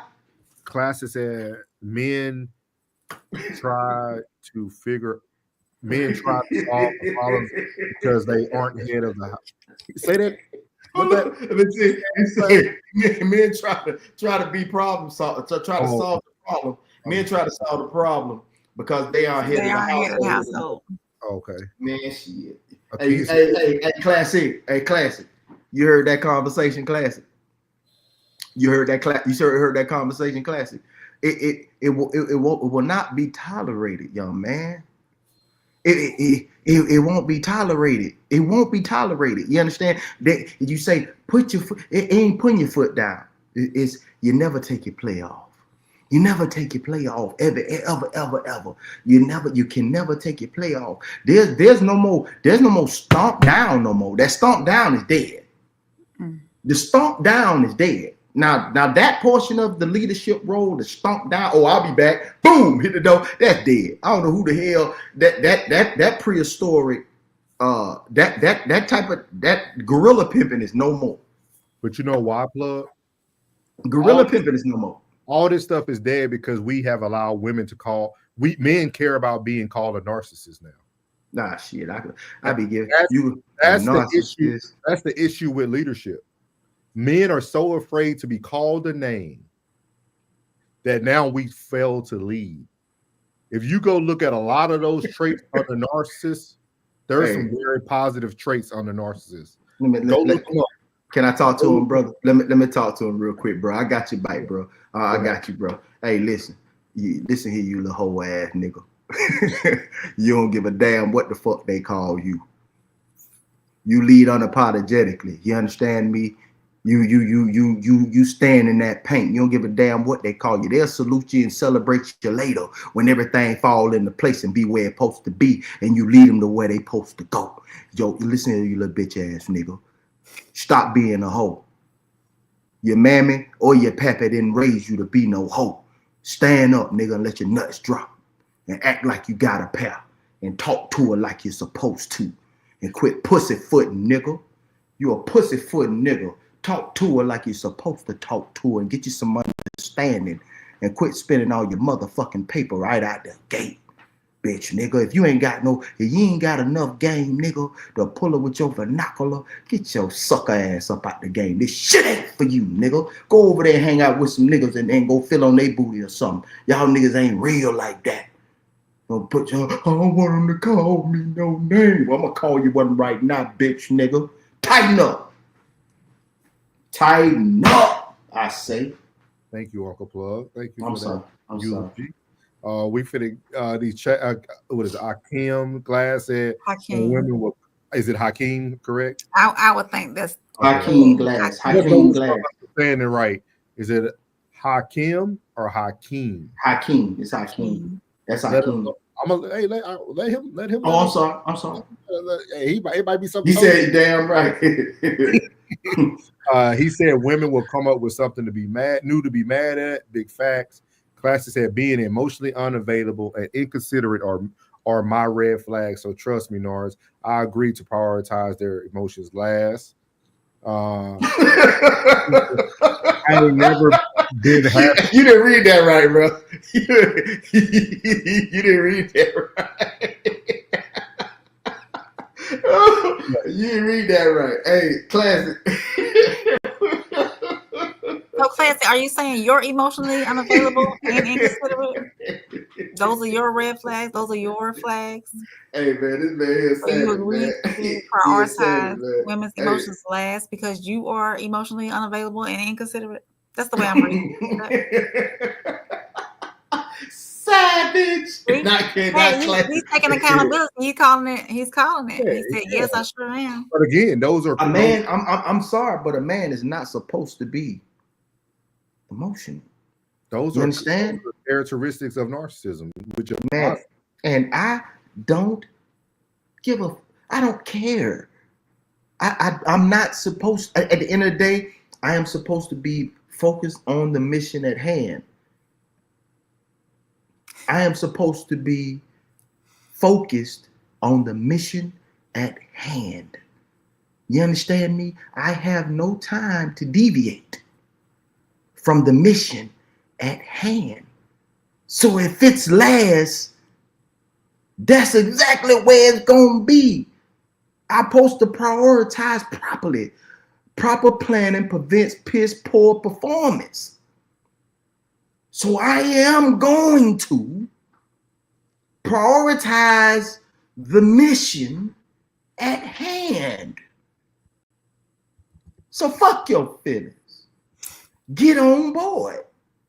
We going somewhere. I'm trying to take us somewhere. Cry in the closet. all right. So let me get to these. Let me get to these chats before. Let's see. We need to learn how to put. We know how to put that thing that Classic got on his shit. Certified crash driver. He gonna crash out. Where did I leave? He said, I ain't never been happy going to work at 4:30 every morning. You gotta find something you would like to do. Yeah. Classic said, man, Plug, this is new stuff out. It's called Yeah. they are guaranteed to tweak. Yeah, bro, but it's like, man, you know, most of the food, they shooting steroids in the foods. It's crazy. He said act accordingly. That nigga is special. He said, these are American women. The attitude of gratitude is only Sundays, Wednesdays, and Fridays. That's church service. King, thumbs up. Shout out to Ian Miller. Appreciate it. Another new person in the show. Looks like that came from one of y'all. Yeah, that's mine. That's mine. Ian Miller. Shout out Ian Miller. Great show. Thank you. Hey, Ian Miller, who you? Hey, let me know who you will. Alicia said, "Hush, Classic." I heard you. He said, "I'm glad Norris admitting that leadership is everybody know leadership is an issue. I never had to talk about it because I don't have to worry about it in my house." Let's see here. Talk Plug. I told these boys to be bold. Thank you, sir. Thank you, sir. Doing right. What was that How did Jill Scott say it? If you can tell me what to do, While she struggles screaming, Akeem. Okay, y'all, they were right. Akeem, and it's pronounced. Okay. Mm-hmm. Yes, I sure am. Yes. Oh, quick! What's up, baby? What's Akeem. up, baby? Hey, that's one of my oldest friends, bro. That's one of my oldest friends. I don't know who the hell it is. She's still single because there is a few there. I'm not gonna say few. There are men out here who don't know how to properly lead. They didn't have their dad in the household. They had a dad in the household that didn't properly lead the household. They don't have those good examples behind them. But most of it comes from actually having an objective. You actually have you have a vision on where you want your life to be. You have a vision on how your wife should be. You have a vision on the direction in which you're going. It's not the leadership. It's you focusing on the mission at hand. Once you're focusing on the mission at hand, there's nothing else to interrupt that mission. And so when there's nothing in the way to interrupt that mission, then you're focused on the plan. So only thing, you either gonna fall in or get left. So if you want to come, then act accordingly. You chose to be here, choose wisely. Now that we're on this mission moving forward, that way we're supposed to be, hey, act accordingly. You know what I mean? It's just that's all it is. It's all this is not that leadership. I still go by the GM and the CEO. You understand? I'm the CEO. I hired properly by getting my GM to come in. You know what I mean? I hired properly. I got you to come in. You're turning this house into a home. You understand? So at the end of the day, when I step forward and whatever how my day been, you're supposed to be my peace. You're supposed to be my peace. And at the end of the day, since you're so emotional, I should be the one to make you happy. You understand? But you have to, that's why I asked you, are you genuinely happy with life? If you're genuinely happy with life, if you can live by the motto of every day above ground is a win. You know what I'm saying? So at the end of the day, we don't worry about that. You should be worried about me. Fuck your day. Fuck your day. You should be concerned about me. You understand? Like, my day was fucked up, but make sure my man right. Because they say a happy wife make a happy life, right? Well, it'd be fucked up if the man was unhappy. So a happy husband makes for a happy wife to make for a happy life. So that's all it is. And we just focus on the mission. We trying to get somewhere. You dig what I'm saying? We trying to get somewhere. We trying to have something. We trying to do stuff. We trying to go live. We want to be comfortable. We want our surroundings to be loving. Like, damn, say that's what my man want. Yeah, that's what I want. Man, I want a comfy couch. I want my comfy bed. I like my clothes clean. You know, so I like my house clean. I like my food tasting good. That's what I want. So at the end of the day, that's all you got to do is worry about me. Because the only thing we need to be competing on in this house is who can, you know what I'm saying, who can take care of each other better. We don't work, fuck the outside. The outside world don't mean shit. Once we step in that door, boom, boom, that door closed. It's about you and me. That's it. Everything else, that shit for the birds. We don't worry about that shit. You got anything, April? I'm going to read this, what Classic wrote. Okay. Women keep missing it. The softest, most laid back, mellow guy should be able to tell a feminine woman what to do. I agree. But where is his vision? What is his end game? Where are we going? He can be soft and lead too. I would definitely like to kind of just chime in when it came to the leadership portion. Because April, I think it was you that said, oh man, what so much just went on there. But it was talking about leadership. God, who said, was it you or Classic? Somebody made a statement that something about leadership. You said a leadership was important. It was before you started struggle streaming. You said leadership is important and everybody needs a women. You have to be a good leader or something like that. Oh no, men don't know how to lead properly. Some men don't know how to lead properly. They've never been shown how. They never took the initiative to learn how. Their parents didn't live like that. You know, a 2-parent home where the male is the leader of the home. Mm-hmm. You know, so it just, those, whatever that male seen through his life is probably how he's going to live his life, unless he chooses to be mentored by somebody who is a true leader, who can maintain and organize his household and lead his household. Can I push back a little bit? Go ahead. And kind of just for some of you to think about, you don't have to answer it now. Mm-hmm. But so have you ever thought that even if a man didn't know how to lead, but the woman was respectful, he couldn't become a good leader through trial and error?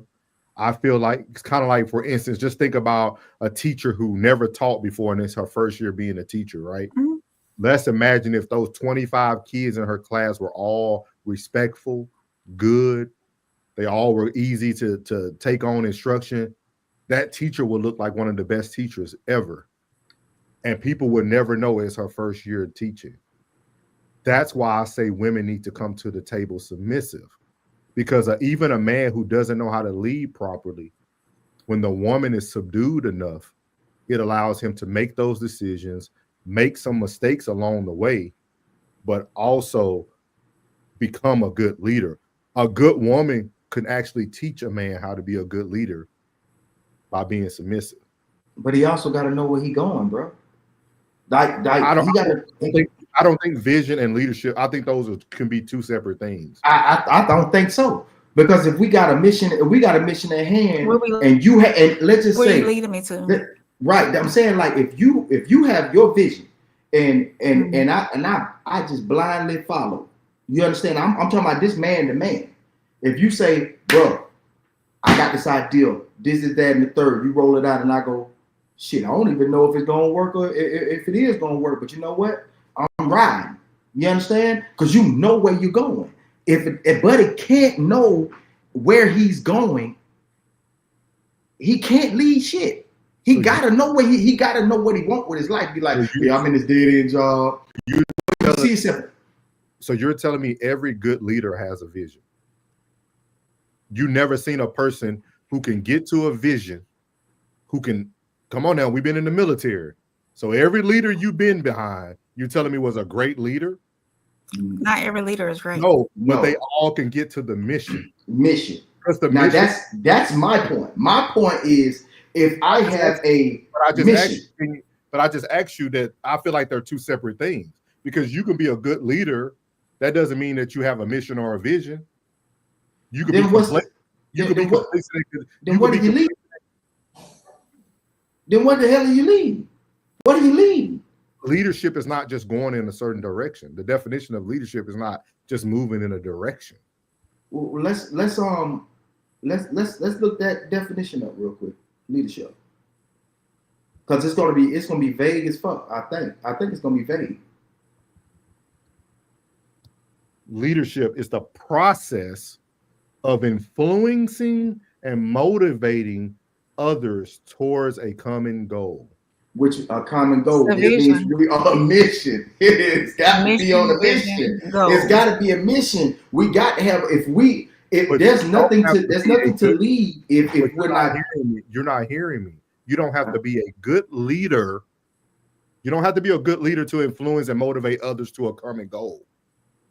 You don't have to be a good leader to do that. You can't tell me there hasn't been people in your life or while you was in the military that was a horrible leader, but they knew how to get to the goal. Because some people too, the person behind you, it's not that complicated. No. I'm saying like no. I'm saying that it go hand in hand. I don't think they do. I think we get so caught up on the words. Leadership is a process. That means as long as that process is in place, you really don't have to be a leader. It's a process. We know how to get to the point because it's a process. Like you can go and run a store if you worked at another store. That doesn't mean you have to be a great leader.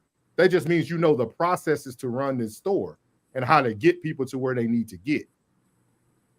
You know, that's why I feel like leadership and a vision are two different things. I think a man, I hear your side. I think a man in a relationship can have a vision, right? But he might not be a good leader. But a submissive woman can improve that man's leadership.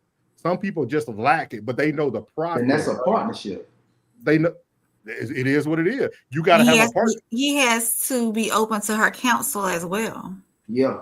Any man that can't adhere to counsel or discipline is a man running wild, and that's definitely not a leader. A man running wild is definitely not a leader. So I have to have. I should be able to whisper, and she respond okay. What are you saying, Classic? Jen told him that requires reciprocity. Classic said there's always a stipulation. I'm responding to Jen. I'm proud of y'all. Thank you, Classic. If I'm supposed to marry you without prenuptial, you better be ready to follow me off a cliff. Akeem said he was in the Army and he was 13 Bravo Field Artillery. He was a 13. He was 13 series. I was in the Army too, bro. I was in Alpha Company 46 Engineer Battalion. I was also in the Field Artillery Unit in Korea. Jen, I'm not understanding that though. You said I can feel your. Are you talking to Classic? Or are you talking about? Said I can feel your cup all. I think she's speaking of what I was saying and your retort to what I was saying. Say I can feel your cup all day, but that doesn't mean that I should allow mine to run dry. Generally speaking, I don't get it though. She can pour into you. A woman can pour into her man all day long. Yeah, but you got to pour back into her as well. Yeah, but we never said that wasn't going to happen. We didn't make a complete statement. We literally said that a man could come in not being a good leader, but a good woman can create a good leader. They tell us that behind every great man is a greater woman. That's what they say all the time. Yeah. Like we hear all these cliches. Like nothing I'm saying is like an end result, but like when you think about leadership, I think that they can be separated. I think when you said that process, and I heard what you were saying, I was like, I understand that process. I do understand it, but there's also, because you're not wrong, and I don't think I'm wrong either. I think that there also has to be a mission, even if the mission is just a happy, peaceful home. Oh yeah. You know what I'm saying? And I'm doing everything. I'm leading her to, just like I'm telling her, leave that outside, or you know what I'm saying? Whatever you need to talk about, how about you talk to me about it on the phone? So as soon as you hit this door, done. You understand? So she knows how to take it off, and then when she come in the crib, she can be that feminine creature I need. Yeah. What's the name? Stand and piss you off at work, and Keisha was talking shit, whatever the case may be, while you was at work. You think motherfuckers all against you. That's cool. While you're on 287, but then when you hit Comanche Springs, your ass get in here and then take that shit off, and then hey baby, because that's what I want. Even if I'm leading you toward a peaceful home, that's exactly what I want. That's what I want. And I don't come in here kicking doors and shit and doing all that crazy shit either, because I got to lead by example. Esprit de corps, I leave my shit out the door too. I don't bring that sucker shit inside of here. I don't tell you what such and such did at the shop, or this client pissed me off, whatever the case may be. I bring it in here, boom. I don't bring that bullshit in here either. We come in here, we chill, we parlay, we laugh, we giggle. We don't even say shit. We be alone together. Whatever, Akeem said he right. Good leaders make mistakes too. At least that leader stuck to his word. Pastor said it's too much I in team with modern women. He said modern women are like this. I'll follow you if you promise to be perfect. On phone now. Yeah. I think it's a very good topic to continue to bring up, because I think everybody looks at things totally different. Because like I feel like when you take your viewpoint on it, Plug, it almost to me promotes like maybe people should wait to get married. Yes, I think they should. When I was 18, I had no vision at all. You see what I mean? Like, but I was a good leader because I provided. Like, you see what I mean? Like, you could still be. That's why I said, like, when I look at the words, I separate them, because you could still be a good leader and I have a vision. or you can be vice versa. You could have a vision and be a horrible leader. So you can be honest and say you wasn't ready for that, because I don't think at that age none of us are really ready for that unless you've been groomed to be that. And I was groomed. I grew up in it. You see what I mean? So what led you up? Even if you're groomed in it, life is so different. You know what I mean? Like we talk about it on here all the time when we talk about like my mom told me the things that happen, but as children, you don't think about it, right? You still just see a great father, a great provider. You're not thinking about the things that are being said or the words that are being said around you. But as you get older, when you hit your 20s, you're like, shoot, okay. Now I see, okay, now I understand what mama said. Okay, you know what she said to me? My mama said, "Fuck them hoes." She was right.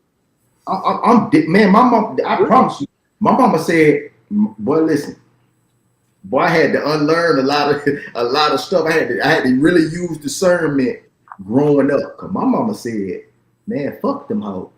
Straight up, she was like, "I don't give a damn. Don't bring down one of them nasty tailbits to him. I fuck them hoes." That's what she said. I'm like, "Damn, mama, that ain't now what I'm doing." Say, "Fuck them hoes." Straight up. And that living Anita right there, I tell you, straight up. My mama said, YT, and she said them too. She said, especially their eyes green and blue. She said, "Don't even trust them." I said, "What?" Like, I'm serious. Like, a lot of stuff, like, damn, baby, you eliminated a lot of people, boy. I'm trying to tell you, boy, my circle gonna be a period. I'm like, for real, you eliminated a lot of people. My mama went on none of that. So, I mean, a lot of people heard a lot growing up. Yeah. But then, you know what I'm saying? I think it was better. Like, even like when they say in the home, yeah, it probably been dope. I would know my quality of life would have been like if my dad and my mom had stayed together, my quality of life probably would have been expeditionally better. I think super better. You know what I'm saying? I was a daddy boy anyway, so anything, you know what I'm saying? Like,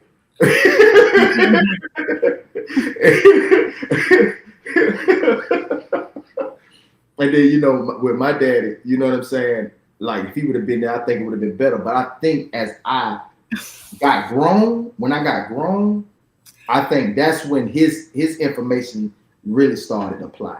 Because I think, you know, they had us so young. My dad was 22 when he had me. You know what I'm saying? He was 22 when he had me. So what the fuck 22 know about any damn thing? You know what I'm saying? I think 10 years later, had I been 10 years old, he 32, he probably still didn't know too much shit. But now that when I'm 20-something and he fought it almost 50-something, now he really feeding me. Now I think I got the information that he was feeding me now was way more. And now I can bounce what I've lived off of him. So now he can get to know me as a man and not look at me through the eyes as his son. You know what I'm saying? Look at me as his child. He looking at me as his son. Yeah. Yeah.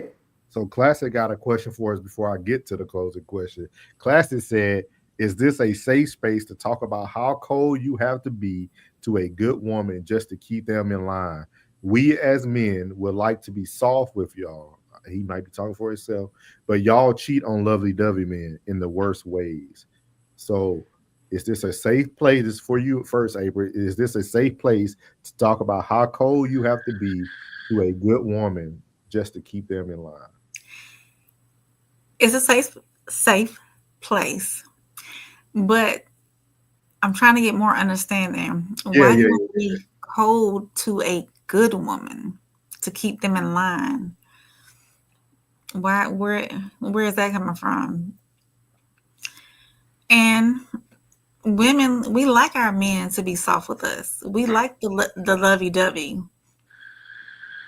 all that. The women you love the hardest, you lose the fastest. It's the best way for a man to rule. General advice. Okay, so you have to look. Alicia said, "Keep on." You have to choose wisely and act accordingly, like Uncle Plug says. You have to find your woman that likes that likes the lovey-dovey, that likes the softness, that likes being in love, that likes the romance. And you have to find your space where you are manly and leading the home. You know, there's different spaces for those different moments. Are you saying you partaked with another man's woman, Classic, because he was soft? You had some of your Women best take warmth for granted. I have had some of the best nights of my life with women who take I just read that again. Yeah, I had to read that twice. I had to read that for granted. But you know what I want to say about this? Like when you think, I see what. Oh, he said yes. Okay. I know what you're saying, bro. I know what you're saying, bro. Saying that, but I don't think cold is the word. I think when men become men, you don't have to even use. We use a lot of. That's the issue. We use so much verbiage today. Yeah. We use so much verbiage to make people feel good, to make things land softly. That's why when Classic always laughs at me, but I'm very direct with my answers. I'm very direct when you ask me what a priority of emotions last. That's easy for me. That I don't even know why that's a question today. Like I noticed that, like, Jen, words do matter, but I think men need to use less words. Be direct and stand on what you stand on. Now, if you need to later elaborate, that's fine. But stand on what you stand on. A good woman is going to see what you provide as a good man. A good woman is going to already see that. You know what I mean? And they're going to have to grow into handling the way that you lead. And if they don't want to follow that, leave. I always tell people that come into my life, you got two options: stay or go. It ain't a pop quiz. Make your decision, stay or you're going to go. Life is that simple. I don't know why we're afraid to start over. I don't understand why we're afraid to lose people. We are afraid to do everything in life that happens naturally. And we try to do everything in our power to stop things that naturally happen. Because he just said you could be the nicest man in the world and still get hurt. So why are you operating in that type of energy anyway? Be the nicest woman in the world and still get hurt. That's true.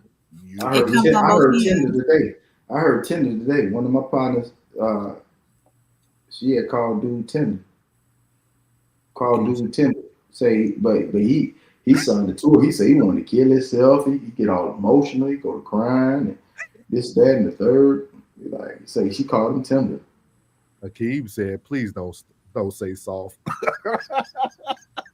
Words. We answered it. He said, "Stoic is the word." Stoic is the word. Being romantic is not different from being soft. I think that's what you asked. That's a whole other side. Do y'all believe in romance in relationships? I know y'all put like emotions to the side and you lead with logic. But do y'all believe in romance? He said being soft is different from being romantic. So go ahead, Plug. I'll let you answer April 1st. Jen answer for everybody. No. What is the reason for y'all not to? I mean, I understand leadership, you have to take your emotions out of it, but why is the emotions out of the relationship as well? It's it's a gesture. It's a gesture, but it is like you said, is overrated. It's a gesture, but that's How is about romance overrated? What makes it overrated? It's a gesture it doesn't. It's not the end all. No. You know what I mean? I mean, if Did you continue to date your spouse once you're married? That should never stop. Okay. That should never stop. I mean, now if you're thinking the same type of Is that dating, not romance? What's the definition for romance? Let me look it up. I got you. Go ahead, keep having it. You got it. Is that not romance, dating your spouse? So it says romance. Oh, go ahead. Go ahead, bro. It said romance has several meanings, most commonly referring to a deep emotional attraction and a loving relationship between two people, but also describes stories of chivalrous adventure and mystery. So it's a deep emotional attraction which y'all don't have. And no, you speaking for men and you're a woman, and loving a relationship and a loving relationship between two people. And I think this is why women have it all wrong. I'm gonna read this one more time. Okay. Romance is a deep emotional attraction. How can a woman tell a man that they don't have a deep attraction to them? How can you tell a man? That's something he feels inside. Right. Secondly, it's a loving relationship between two people. Romance doesn't just take one man. So if romance is dead, that means the woman's romance is dead too. I agree. It's when you say that man isn't doing what he's supposed to do as a man, is possibly the worst thing you could say to a man. I would say that a man doing what he's supposed to do, 9 times out of 10, what you talked about when y'all first got together, your yeses and your nos, he pretty much stays within the parameters if that's a part of him. Like if you say, I like for my man to be home, he be like, shit, I'm already home anyway. You know what I'm saying? I like for my man to do this. I'm already doing that anyway. You know what I'm saying? Whatever he disagrees with, you know what I'm saying? He probably ain't gonna go forever, and you gonna know that he ain't gonna go for that. So you gonna know that no is a solid no. You already know that yes, and then you gonna know where he compromises. You know what I'm saying? Within those yeses and those nos, those few that he do give you, that's his idea of his love and romance for you. You know what I'm saying? By doing those things that he does, that those little things that he compromise is everything. But what? But Plug, I think the biggest thing we have to ask April and Alicia and Jen, we have to ask the women, right? Because we just read the definition of it, right? But now we have to ask women, how did you formulate your own vision or your own definition of romance? What made you feel that romance? That's what the question. I think that's where a lot of the head bumping comes in. It's not that we don't have something.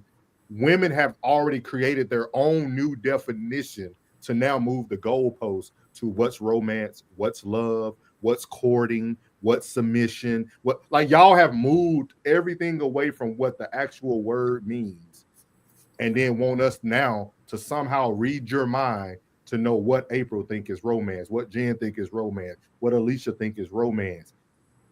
What is your definition of romance, and how did you come to that definition?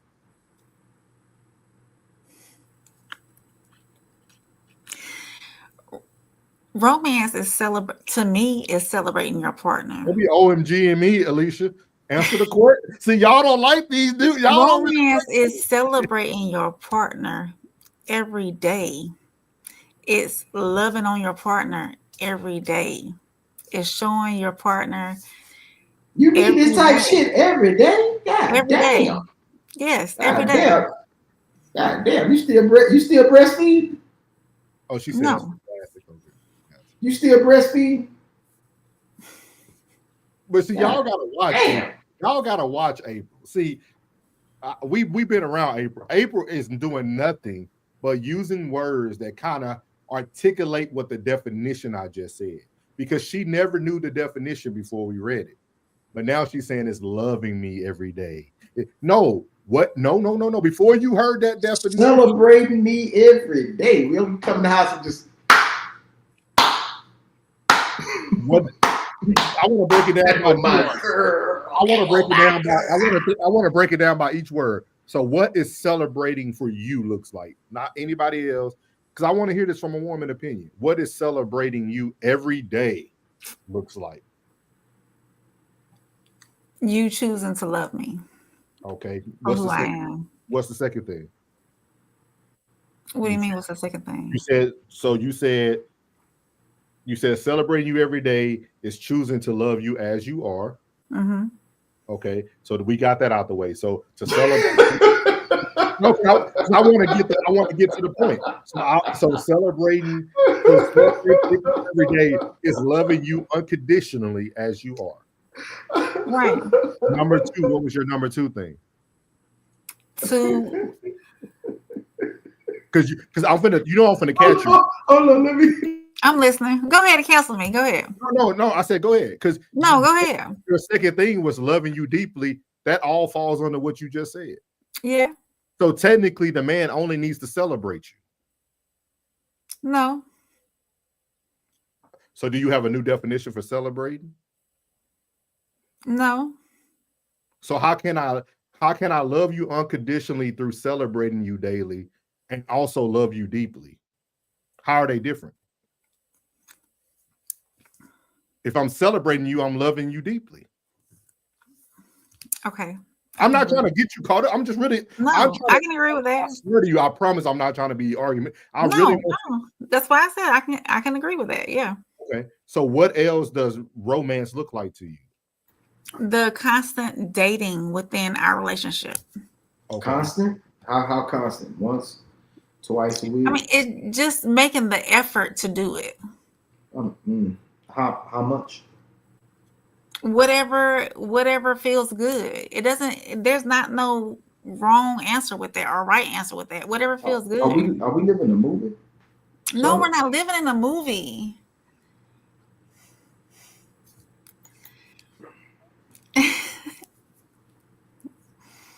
I love y'all. I really do. I really do.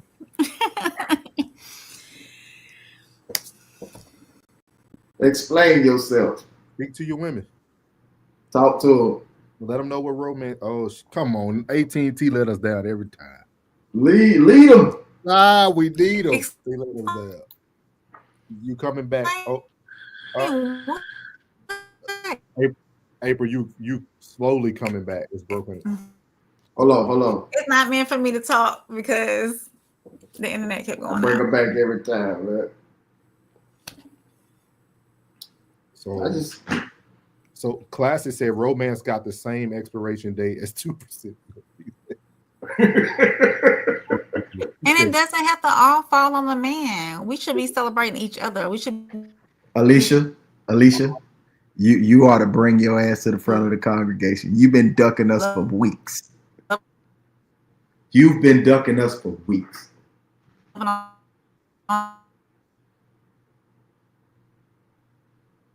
How can you say that, Jay? How you can say we didn't know the definition? I was dying laughing. That shit was funny as hell. Jen, how you know we didn't know the definition? Are you saying we're not intelligent enough to know certain definitions? Just because Lord. Y'all get off Jen. Jen was saying that nobody knew the true definition of romance. I did. You knew the true definition of romance? I did. You didn't. You did. We teach it in the 5 love language through our mental health. Okay. That's what I skipped that class. I had no choice but to know it. We taught it. You know what I mean? So like people do. I read for people to be able, because I already know what it says. So I knew how I was going to be able to challenge your viewpoint. I get it. You see what I mean? Like, yeah. But you know, I don't know anything. I don't know nothing. Rose petals, wine, candles, bubbles, or whatnot. And whatnot. Oh, April got a question. He said, "At April, if you ain't running a business together, then you ain't my partner. Then you ain't my partner. If we ain't running a business together, you ain't my partner." Cold man, yet. Oh man. Plugs said show. I was dying laughing. That shit tickled me. Women love on the condition of we can do. Men love unconditionally. You would have been perfect timing it came to the question beforehand. That's what we asked. Do women love off of emotions or do they love off of feelings? He said women love on a condition of what we can do. Men love unconditionally. No, you don't. Okay, explain. Men do not love unconditionally. Y'all say women don't love unconditionally. Explain. You know what? You like being by yourself. Go ahead. We got you.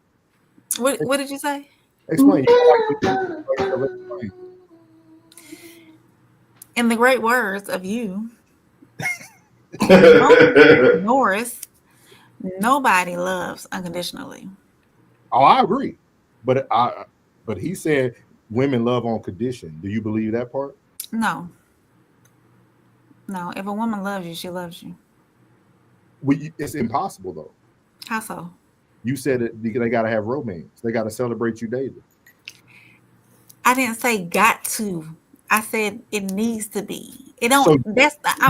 So you can marry somebody. You can marry somebody and be with them for life, and they never have to be. Romance cannot exist. I would encourage it. You didn't answer the question. You can marry somebody and stay with them for the rest of your life if romance doesn't exist.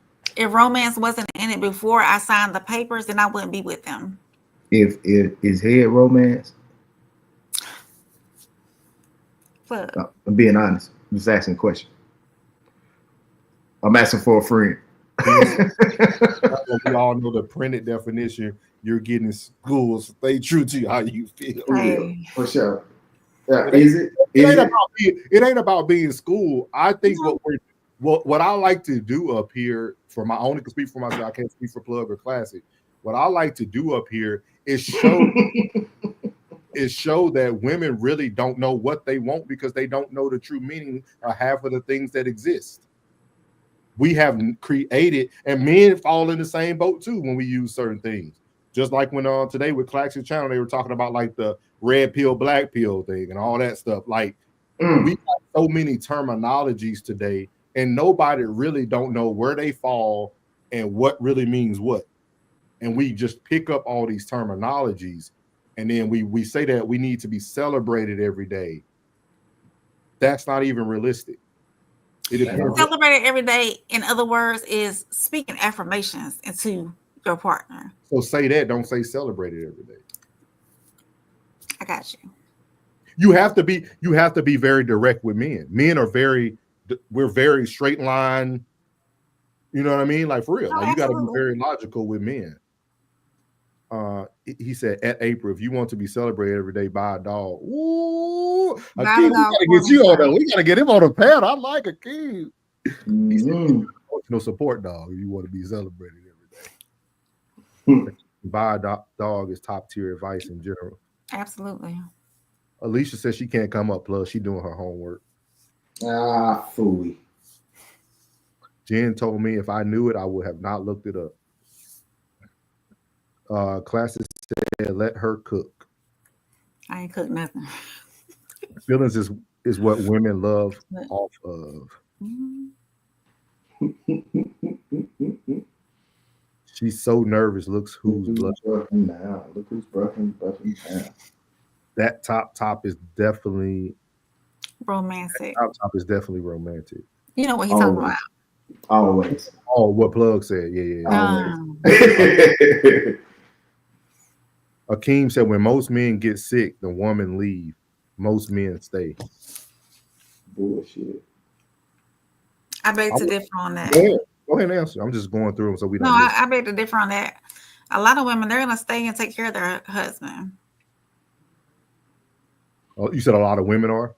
Yeah, they'll stay and take care of their husband. See it through. I know what romance isn't, and that is having a man whisper, and the only response the woman says is okay. Girl, you learning, girl. Look at you. Look at you. Your progress report coming out, girl. Thank you for being as well. Alicia is, I'm not your type. No, he said that's romantic. That's romantic as hell, Plug. Head, yep. I don't want a woman with a better idea, Alicia. Ooh. He said, I be talking about the majority of women love conditional. Hey, it's all about today. People are like, what can you do for me? If you can't do this for me, then I can't be with you.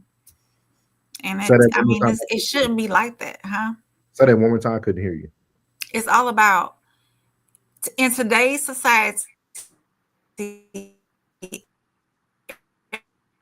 Okay, man, this AT&T is killing us. Hold on. There's AT&T.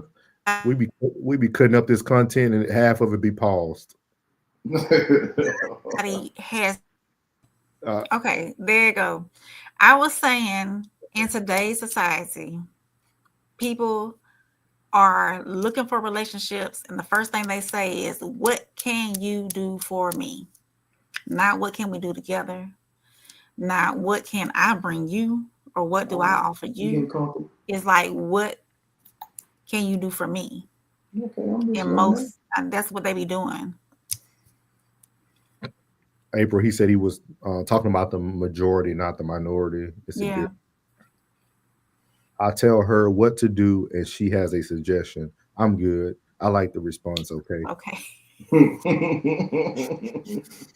He said, "You ever seen the beginning of Coming to America?" Whatever it is that you like. So before we close, we got 10 minutes. What do you guys think? So what will be a quick, precise answer to why is romance dead? Romance is not dead. It's just laying dormant. Okay. I'm just talking out loud. I would answer the question. Both parties have to want it. Huh? And if they don't want it, then it's not going to be there. Huh? Both sides, they got to want it. Like I asked you a question, is head romance? No, he's asking a legitimate question. That's what I was That's a going legitimate question. I was going to ask you that, because if you both have a totally different definition of Intimacy. What? It's intimacy. That's intimacy. Oh, you talking about plug? Okay. Yeah. You said that's intimacy? For her. Oh, okay. All right. For you, it's I wouldn't say it's romance. I say it's intimacy. Well, now, right. what did you ask? Head with a rose in her. And some honey. Man. Alicia, I agree with you for the first time. That's what I was just going to say. Everybody's definition of romance is different. That's what I was saying. Oh, that's what I'm asking. I'm saying, like, me, myself, my romance, you give me some head in a comfortable bed. We straight. I'm thinking the same thing for you. Hey, we go, we everything cool. Everything Gucci. I thought nut make everything better. Nut don't make it better. April, nut don't make it better. Maybe so. I'll be right back. Yeah. It's understood. But I think it kind of, that's one thing Alicia said that was, I agree with that. First time I agree with you, Alicia, I think ever. Definition of romance. And I think it would really change if everybody only focused on what the actual definition was. Yeah. I think it would totally look different for everybody. I think people are setting their heights way up here when normal everyday relationships are somewhere like in here. And it's just like, it's right above even keel to where everything is just like peaceful. And be like, damn, like, you know what I'm saying? Everything is just peaceful. You know what I'm talking about? Like, everything's just peaceful. Like, I mean, I know we speak on peace, but bitch, don't you want peace too? I mean, I know we speak on understanding. Bitch, don't you want understanding too? Well, but I think a lot of people are now desiring wealthy romance. Yeah, there you go. That bullshit. But they live on a budget. A beer budget. Yeah, like they champagne takes with a beer budget. Yeah, they want wealthy love. They want someone who ain't working 40 hours, 80 hours a week. They want somebody who has the time to provide all these things. And a lot of people don't understand those wealthy people who are romantic, they get to do that because they're gone. They're gone now. And I say that too, big dog. Big bro, check this out. Hey, if you ain't never held down a household by yourself, I don't need you. You don't need to be in no relationship. If you have left from, let's say, your mama house or auntie house or your man house, your ex-man house, and you done came out and you was on your own for like 6 or 7 months. Nah, bitch, I don't need you. I need you to been to hold down your fort by your motherfucker. So you know what happens when a motherfucking water heater go out. I need you to know when what happened when your pipe, the PCV pipe up under the sink then bust and the damn damn garbage disposal then went out.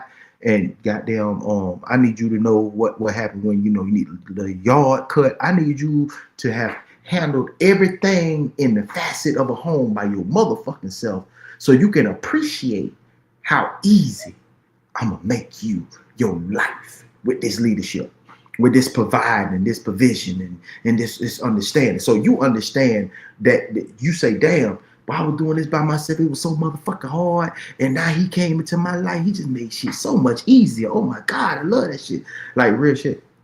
This boy said, I ain't gonna lie. The more panels I watch, the more I want to say for Robot Boo. Robot Boo. But yeah. But she out there, classic. She's got some parameters in order for her to be understanding. She just gotta be. You gotta go through certain shit yourself. Most of these little hoes, they living in a crib on an air mattress. You know what I'm saying? Like they got 3 dishes. They got a fork, a spoon, and a bowl, bitch. You know what I'm saying? Like you eating Publix and Popeye's chicken, bitch. Like you ain't living like that. You understand? So when you know what it costs to be on what it is on Secret and Bank for Ashley Furniture, you know what I'm saying? Paying on that bitch a month, and you doing a car note, and you paying your light, and you paying water, and your house is fully fucking furnished, and pictures on the wall, and bitch, you done went to At Home and Hobby Lobby and all, and Kirkland, and put some shit together. You done do some DIY, bitch. White, you know what I'm saying? Like you ain't, if you ain't did all that, bitch, you ain't been body slammed in the game, bitch. Like. Been left out here to struggle, bitch, to be really left out here to struggle. I don't want no parts of you because you don't know what real life is about. You don't really know what the fuck you got going on. Your needs, your wants are higher than your needs, bitch, and you crazy. You crazy. You crazy. Alicia said that's exactly what Classic needs. And then Classic said, I ain't got no problem with options. I like them all, so I don't choose any. Okay. Yeah, I like them all, so I don't choose any. Damn. Alicia Robot Boo would say okay for me. But I think that's what I'll say. I think Classic hit it on the head. I think you just hit it on the head. I think Classic hit it on the head earlier when he was saying that you have to start picking women based on, not looks and all that stuff. Now, a lot of people, I think the women are out there. Mm-hmm. The man just has to really vet properly now. Like you got to vet properly, and she will be your piece win-win. And they going at it. Y'all better start flirting. Yeah. Y'all better start pitching war on the job. That's what y'all better do. Stop pitching war on the job now. Jackie. Yeah. I just think that when I say body slam in the game, bro, like for real, that's gonna be the next merch. I'm gonna have a bitch say, hey man, I don't want her if she ain't been body slammed in the game, man. Like real shit. Like if you ain't been through nothing, you got way too many red flags. If you ain't been through shit, you got a red flag. If you been through shit, bitch, I come with red flag. Bitch, I am a red flag. Bitch, I'm a red flag, white flag, and a blue flag. Bitch, I'm all of them. I'm tying all the flags together, bitch. I'm riding with the Muslims and the Christians and the Hindus and the Buddhists. I'm all them wrapped into one. I'm a walking conundrum, bitch. I'm everything. So if you ain't been through nothing, you ain't gonna be able to tolerate to tolerate a solid ass nigga. You ain't gonna be able to tolerate a nigga like Class. You ain't gonna be able to tolerate a nigga like Soul. You ain't gonna be able to do that. You ain't gonna be able to tolerate the type of nigga that you dream of, the one that you say that you want to have the qualities of that man that you are looking for. If you haven't been body slammed in the game, you ain't even ready for this arena, bitch. You gotta be ready for this type shit. You have to come with something. And most of it is a fucking backbone. He said Alicia gonna see him at the meetup and melt. Ooh. I know you. Don't start nothing. Oh Lord. Yeah, my thing is, man, I really think a lot of people don't want to hear the truth. I think a lot of men have settled and compromised more than women would ever know. Yeah, of course. We are the only gender and species who has to continue to move the goalposts to be accepted by the other gender. Like we're the only men are the only people who have to continue to do that. Every day there's a new term, there's a new thing you can't say. There's a new clothes that you can't wear. There's a date that you don't want to go on. There was a lady that went viral talking about she don't do coffee dates. She's hired in a coffee date. So shut up. Yeah, Tell that bitch shut up. So every day is going to be something new, man. Every day is going to be something new. But before we get out of here today, guys, I would highly suggest some of you guys, if you're trying to look for love, work on being romantic, work on celebrating your person every day. Every day. Work on all that. You know what I mean? And hopefully, you know what? Hopefully, I pray that you get it in return. Because it's funny how the people who ask for it the most never even give it. You better believe it. Tomorrow, we're going to talk about intolerance. Men need to be more intolerant. I did, bro. I did. But we about to get out of here. We need for bitches to be more realistic, bro. You know what I'm saying? The queens out here already cuffed up. You know what I'm saying? The queens out here already cuffed up. Them ones that know better, they already out here cuffed up. All these boogie eating bullshit bitches, they the ones out here scraping and scrapping and trying. Yeah. The ones who, your wants higher than your needs, bitch. Yeah. You out here, y'all know you out here struggling. I mean, tell you, you did what I say, melt. LOL, you don't know me, LOL. The only thing you probably know is I won't be your peace. Oh, Lord, have mercy. Well, these two right here. Y'all finish that tomorrow. At least make sure you check out Classic on Classic Codes. I don't know what time he's going to go live tomorrow. Hey, Classic, boy, nut change everything, boy. I don't give a damn what nobody say, boy. Hey, that He said Queens be at the job tweaking. At the day job tweaking. At least you don't start. Let them know where they can find you, Plug. Man, y'all can find me on YouTube at Uncle Plug TV. You can find me on Instagram at Uncle Plug, on all other platforms, and on Kick, you can find me on What's in Your Wallet, you did. And y'all boy were cutting up today on Kick, man. I don't know what the hell y'all had going on, man. Y'all boy was showing out over there, man. You know what I'm saying? I tell you like this here, man. Hey, I fuss with y'all, but man, don't fuck with my panel, man. Real shit, bro. Don't do that. Don't do that, man. She come up here every week, man. She like, fam, you know what I'm saying? Y'all boy be respectful, man. Y'all know what's up. If that was your sister, you know what I'm saying? That was your mama, that was your auntie, you know what I'm saying? Your niece. You wouldn't let nobody holler at her, talk to her like that, especially in public like that, bro. You've been slapped down on a motherfucker. Don't do that shit, man. You know what I'm saying? We talk shit and we keep shit humorous in the fact. You know what I'm saying? But we all keep shit respectful, bro. Real talk, bro. Don't do that shit, man. Real men always lead with respect. Always lead with respect. So when you get disrespected, you can act like ass. Yeah. Classic, you didn't miss too much. It was just some dudes off of Kick saying crazy stuff to April, so we just had to remove the Kick. I'm gonna get with Classic tomorrow morning and get everybody some wrenches, man, so that we can remove that stuff in the future. But make sure y'all go check out Uncle Plug's live from yesterday. Go replay it. We had our fantasy football draft on Uncle Plug TV. Yes, good draft, man. Good draft. Y'all might could take some tips off of there if you got any future drafts coming. I'm gonna kick ass. I'm telling you. Hey, everybody think they shit fly, bro. What happened to that boy? They gonna see. We gonna see now. We gonna see. I'm just trying to get through week 10. Week 10, my week. I don't know what's gonna shake out. But. Yeah, every week I'm gonna be posting them scores too. I'm gonna be posting them scores too, whether I win, lose, or draw. Yeah. Whoever win, lose, or draw, I'm gonna be posting them scores every week. Y'all best believe it. He said, I ain't gonna lie, I got a side bet on y'all matchup. hey, we'll see, man. It's gonna be a good one. We're gonna see each other soon. Yeah, it's gonna be a good one, man. But appreciate you hanging in there, Plug. Yes, sir. And we'll see y'all tomorrow. Should be going on about 8 tomorrow. Wait, one more thing. Hey, Classic. I know Norris was in there, man. Good show today, bro. Good show today, man. You know what I'm saying? And also, man, if y'all ain't tuned in to Sunday service, man, please tune in to Sunday service, man. Like, I ain't gonna even lie, man. them boys give it up on them, man. I gotta be real. Like, they chemistry together on Sunday service is like, it's like that. I can't even lie, bro. I was like, damn, them boys good together on that, man. brother Norris and Deacon Classic, boy, y'all, hey, man, I was locked in, bro. I was on a little trip. I had to go on a little trip real quick. And man, I was locked in that entire time, man. And it was a good show, man. Y'all really doing yourself a disservice if you ain't tuning in to Sunday service, for sure. Yes, sir. Appreciate that, man. Appreciate that. So my brother's doing it. Yes, sir. We appreciate everybody who came in new today too. Even Jessica, Akeem, everybody from the kick side of the house. Appreciate my everybody. boy Quick. My boy Quick came in.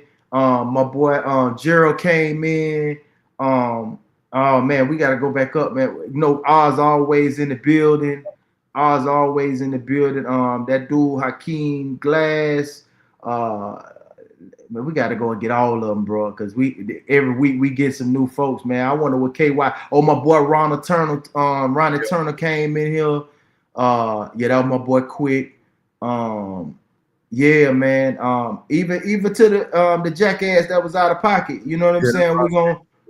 Yeah, we're gonna it's all good. It's all good. Playboy Kingpins and even Jessica Light. Did you say Jabari? Oh yeah, my boy Barnum. Much love, Barnum. He was in me on the phone. He had to jump off. He had a good time. He said, "Man, it was a great show." I'm gonna tell you what he sent, because he wanted me to read it to y'all, because he had to dip real quick because he had to go see about his grandmama. He said, what a great show. He said, I'm trying to get settled right now. I'm going to get at you. He said, these women keeping their feelings and shit. And he said, it's a distraction. He said, being a king, you must know how to regulate. Yeah, that's facts. Man, we appreciate everybody who tuned in, man, and we'll catch y'all tomorrow. It should be around about 8:15 p.m. Central Standard Time. We'll catch you guys, and we come up with some more topics, and we'll be here to talk about it, man. But appreciate y'all. We out. What's good, my Souls of Thought family? It's your boy Norris, and I want to tell you before you leave this video today, thank you from the bottom of my heart. And if you haven't already, make sure you leave a comment, hit the like button, share this content, and make sure you hit that subscribe button as well. And as I leave every video, God loves you, which is most importantly, I love you. You're beautiful, and your boy's out. Let go. Yeah.